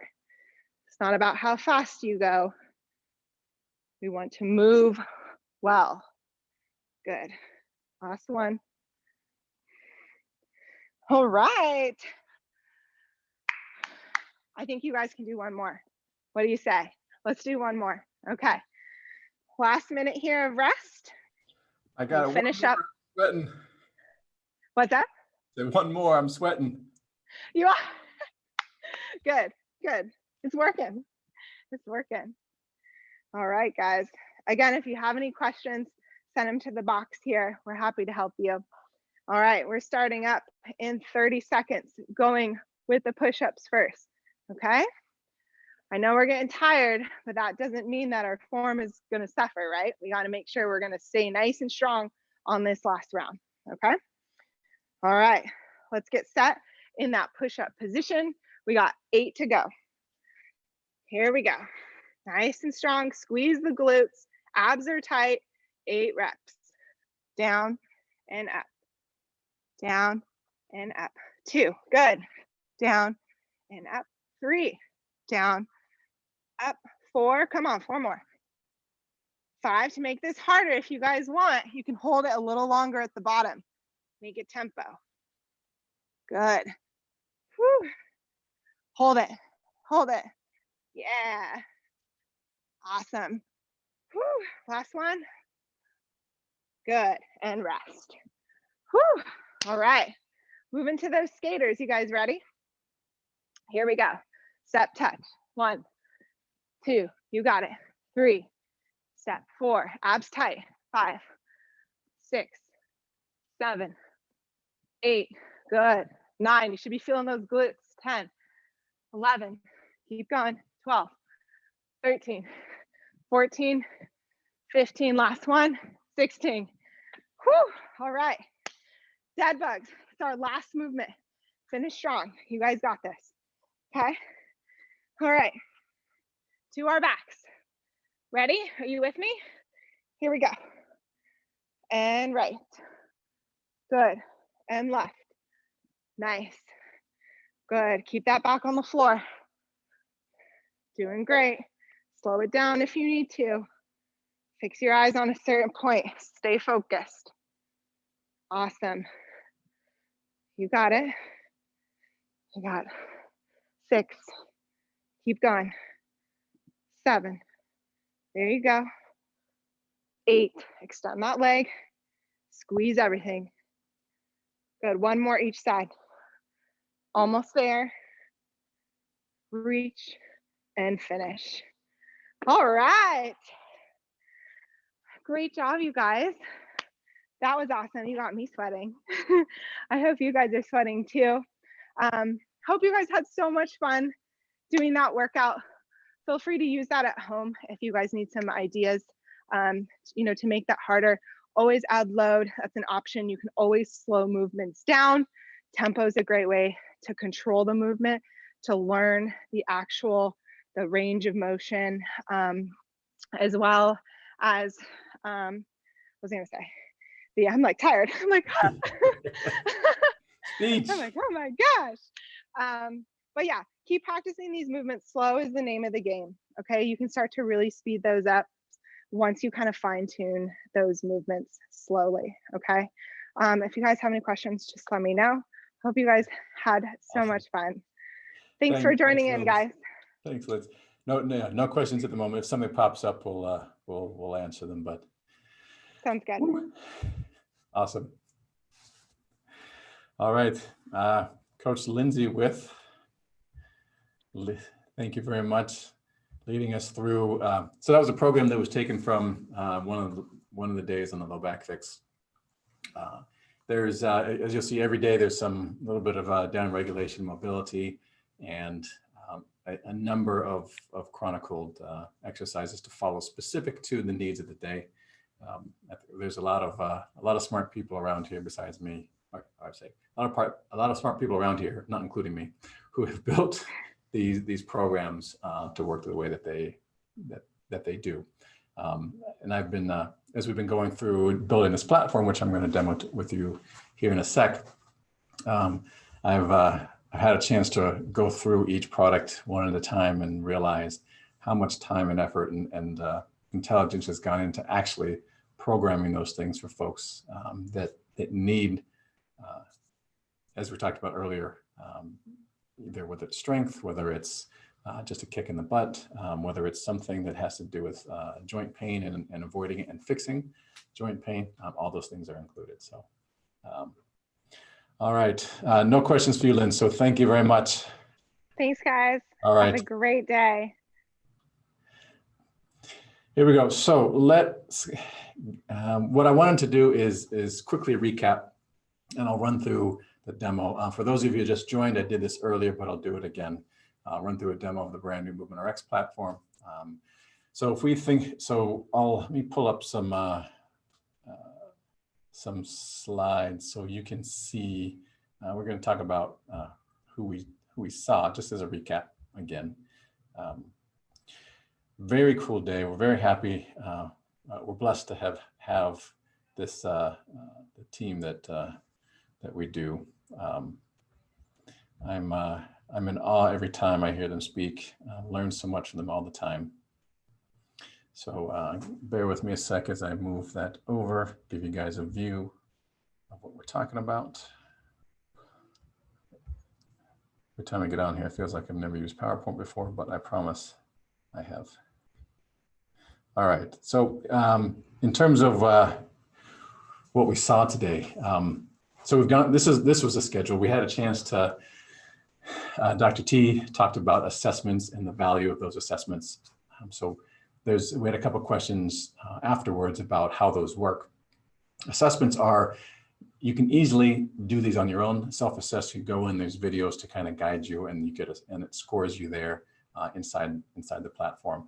You also have the option, one of our team can actually do it live for you, make sure that you're getting the score the correct way, and give you some tips on how to, where you were dysfunctional in your movements, where to guide you in terms of what to do on the platform, which programs you might want to start up. Speaking of the platform, the low back fix is one of the paths on that program, and Dr. Megan touched on, obviously very, very superficial stuff, but something that's kind of to give you guys an idea of what the flavor is. Dr. Megan's a fantastic physical therapist, strength coach, running coach. Follow that up with Dr. Amanda, who did the same thing from her bedroom in Flagstaff for shoulders and neck. Likewise, is a fantastic physical therapist and strength coach. Chef Nikki talked about immunity, and something that's important especially in this day and age. And I made the reference while she was talking about, if we think of immunity, just for immunity is great for general health. We want it, correct? But in the context of where we are at with the pandemic and thinking about vaccines, in the US, well, I think, so not in the US, globally, the fastest we've ever gone from scratch to a brand new vaccine for something that we don't have a vaccine for anything that's related has been it took 4 years. So if you think about that, even if we rush it, even if we cut a variety of the regulatory steps that usually delay things, we're talking 18 months or a couple of years at the earliest for it to get up to manufacturing distribution. So instead of relying on outside things to happen, let's start taking some control over what we can do. And Chef Nikki talked about a lot of those things, specifically nutrition and kind of what your environment is. Somewhat related was what Jim Cahill talked about, a biofeedback therapist. Always loved listening to him, just the calmest voice. And as we talked about when he was on, his cues are so on point when it comes to thinking about grounding yourself and getting out of that part of your mind that is constantly cycling through information, and what he called delusional. Now, I know that his reference was not that you're totally off the deep end, but even just 2 steps to the left, to bring yourself back to get grounded, be present, reduce the stress levels that you're feeling, and manage what you're providing your attention to have a healthier mindset. Coach Linz just walked us through some of the programs. We do have live classes and live DRM on a daily basis on the platform. So she'll be picking from different program days and just running through them. We'll have a pattern there. So if you're looking for something looking for just some coaching live, and obviously we'll record them and have those on the platform too. She's your lady. So let's talk through the platform. So I'll jump on in a second there, but the premise is how do we integrate all that we've learned as physical therapists, as strength coaches, and from providing corporate wellness to organizations. And so we recognize that we got to meet people where they're at. So everybody is on their own pathway to health. Whether you realize it or not, you're on a pathway to health. So the behaviors that we all have for ourselves put us on a pathway. Sometimes that's the pathway in the right direction. Sometimes it's not. Sometimes it's a pathway that's going no place quick. So our job has been to construct tools and ways of entry to get people an opportunity to take positive steps. And so we do that through a variety of different things.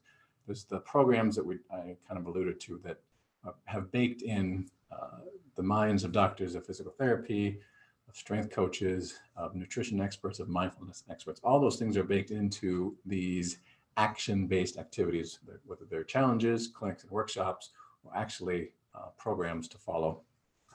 These are a quick sampling of the types of those programs. These are the badges that you actually get. There's different levels. Orange is beginner, blue is intermediate, green are more advanced. And so we want to see people progress through those things. So currently there's 80 something weeks full total of programming, and we're adding all the time. We have a couple of other challenges that are going to go live in the next month. Nutrition is one, breath and resiliency is another. And the way we structure this is you can choose, like for instance, we talk about the low back fix, and there's since we've been talking about it, I'll use that again as an example. There's opportunity to do a version that's similar to what Lindsay did, and even beyond that. So again, if somebody is a fire breather, there are tools for that. And like I said, we've provided these to folks like the Navy SEALs when guys are downrange, as well as folks who have never actually picked up a weight in their life. Everybody can benefit from the way that this is structured. So we're pretty proud of the tools that are in place. The premise, the theory, the philosophy around this, right, is we call it the pyramid of physical freedom. And the idea is we want to get people to a point where your body no longer limits you from doing anything, where you recognize that you have control over your health versus your body being the definition of your health, any diagnosis being the definition of your health. And so there's a point along the way where that light turns on and you realize that you have control, it is so empowering and has wide-ranging effects across emotional health, mental health, the visible things like weight loss, just physique, of course, that's just a byproduct of it. That's not the point. The point is that we want people to live without pain and to avoid pain. And so find that we're able to do that with this platform. The service mix is to have programs, challenges, et cetera, all the digital components, but you got to have some kind of support. And so we provide that through a couple of different forms. There's the live classes, like the one you just experienced with Lynn's. We have Q&A, we call it Ask the Doc, where whatever the challenges and issues are that you have, you're able to get on and ask those questions anonymously and have them answered there. And if the team can't answer them there, then we'll say, hey, here's a pathway to follow to get those answers for yourself. And then there's one-on-one. You can schedule one-on-one sessions with the team, whether it's physical therapy, fitness, on the nutrition side, or the mindfulness side. And if any of those categories don't quite fit, then we'll help find somebody that can help you with whatever the particular challenges are that you're facing.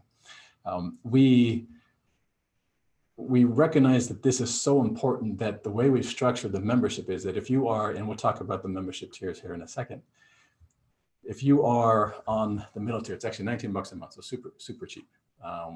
We're giving you twice that in credits to use towards visits or other services that we have. So let's say that you are, and that's every month, so $19 a month. We're giving you back $38 to use towards, hey, I want a nutrition session, I want a PT session, whatever it is.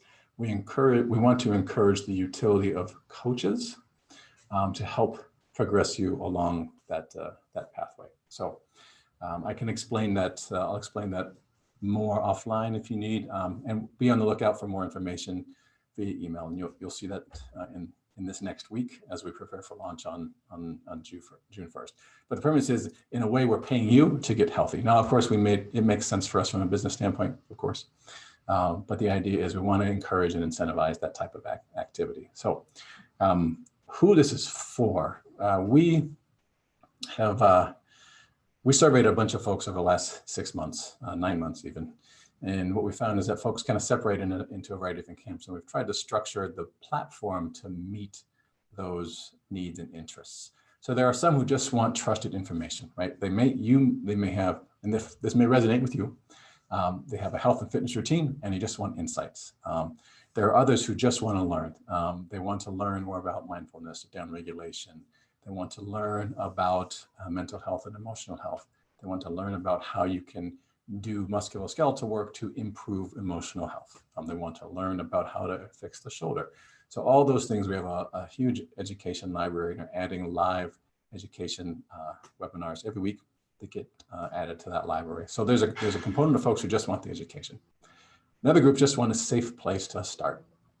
And if that resonates with you, you're not quite sure, tons of misinformation out there. There's tons of biases that we've held for years on what's quality nutrition, what's a good exercise, what your body should feel like or shouldn't feel like.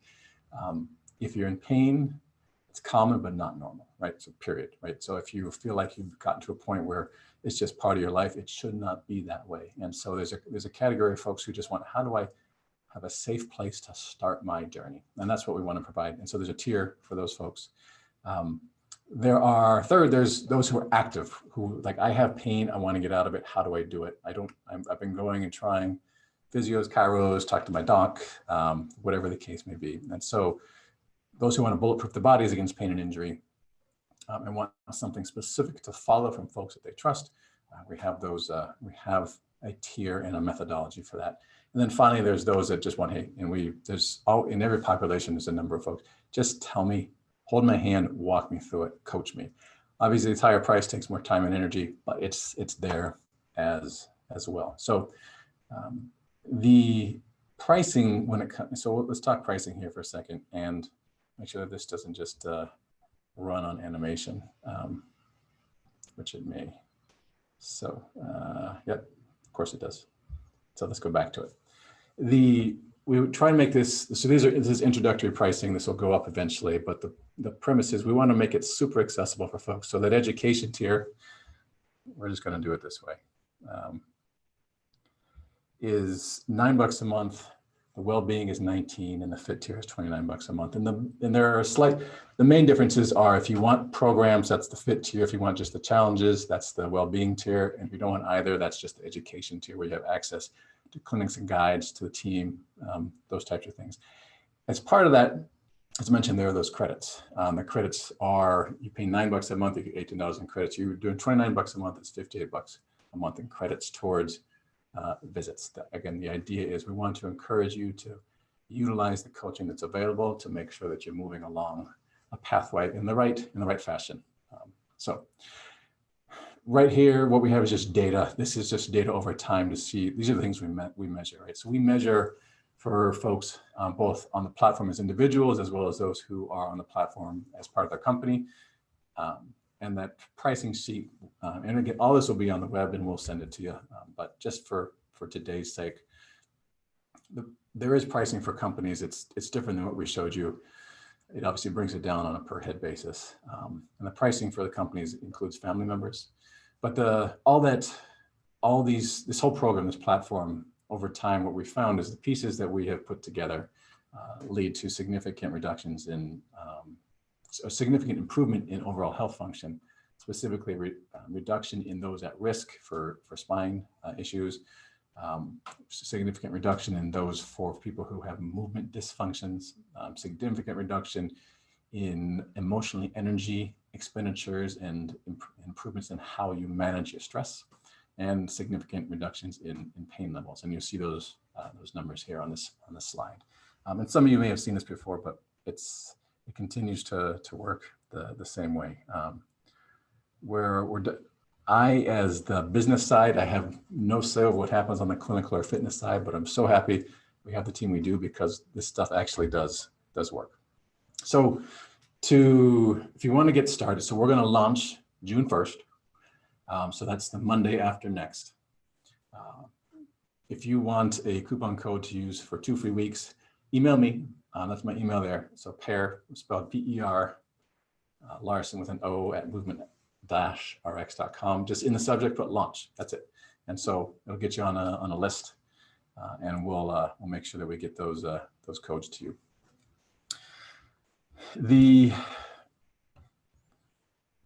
Let me go back to, I'll stop sharing, go back to video.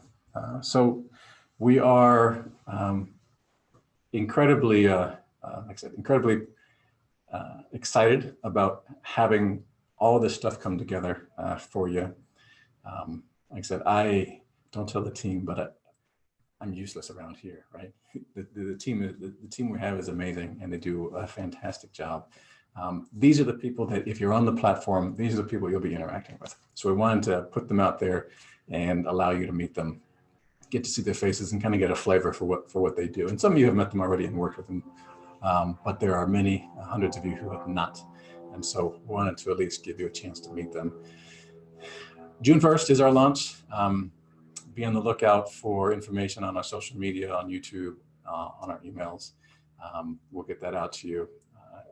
Again, if you want to get 2 weeks free to test it out, just email me, per.larson@movement-rx.com. And Per is P-E-R, not P-A-R or P-E-A-R, it's P-E-R. And with the subject, it says launch, and that'll automatically get you on a list, and we'll go through that and send out that coupon at the end of next week. Thank you, everybody. It's been grand. It's noon Pacific time. If you've been on here for the full time, we hope you found that was a worthwhile time to spend with us. Even if you're on here for just different segments, thank you very much for your time. And be on the lookout from us for more information on the platform. And if you have questions, give us a call, 619-210-0945, or just email us. The general email here is getbetter@movement-rx.com. We look forward to seeing you and working with you in the future. Thanks, everyone.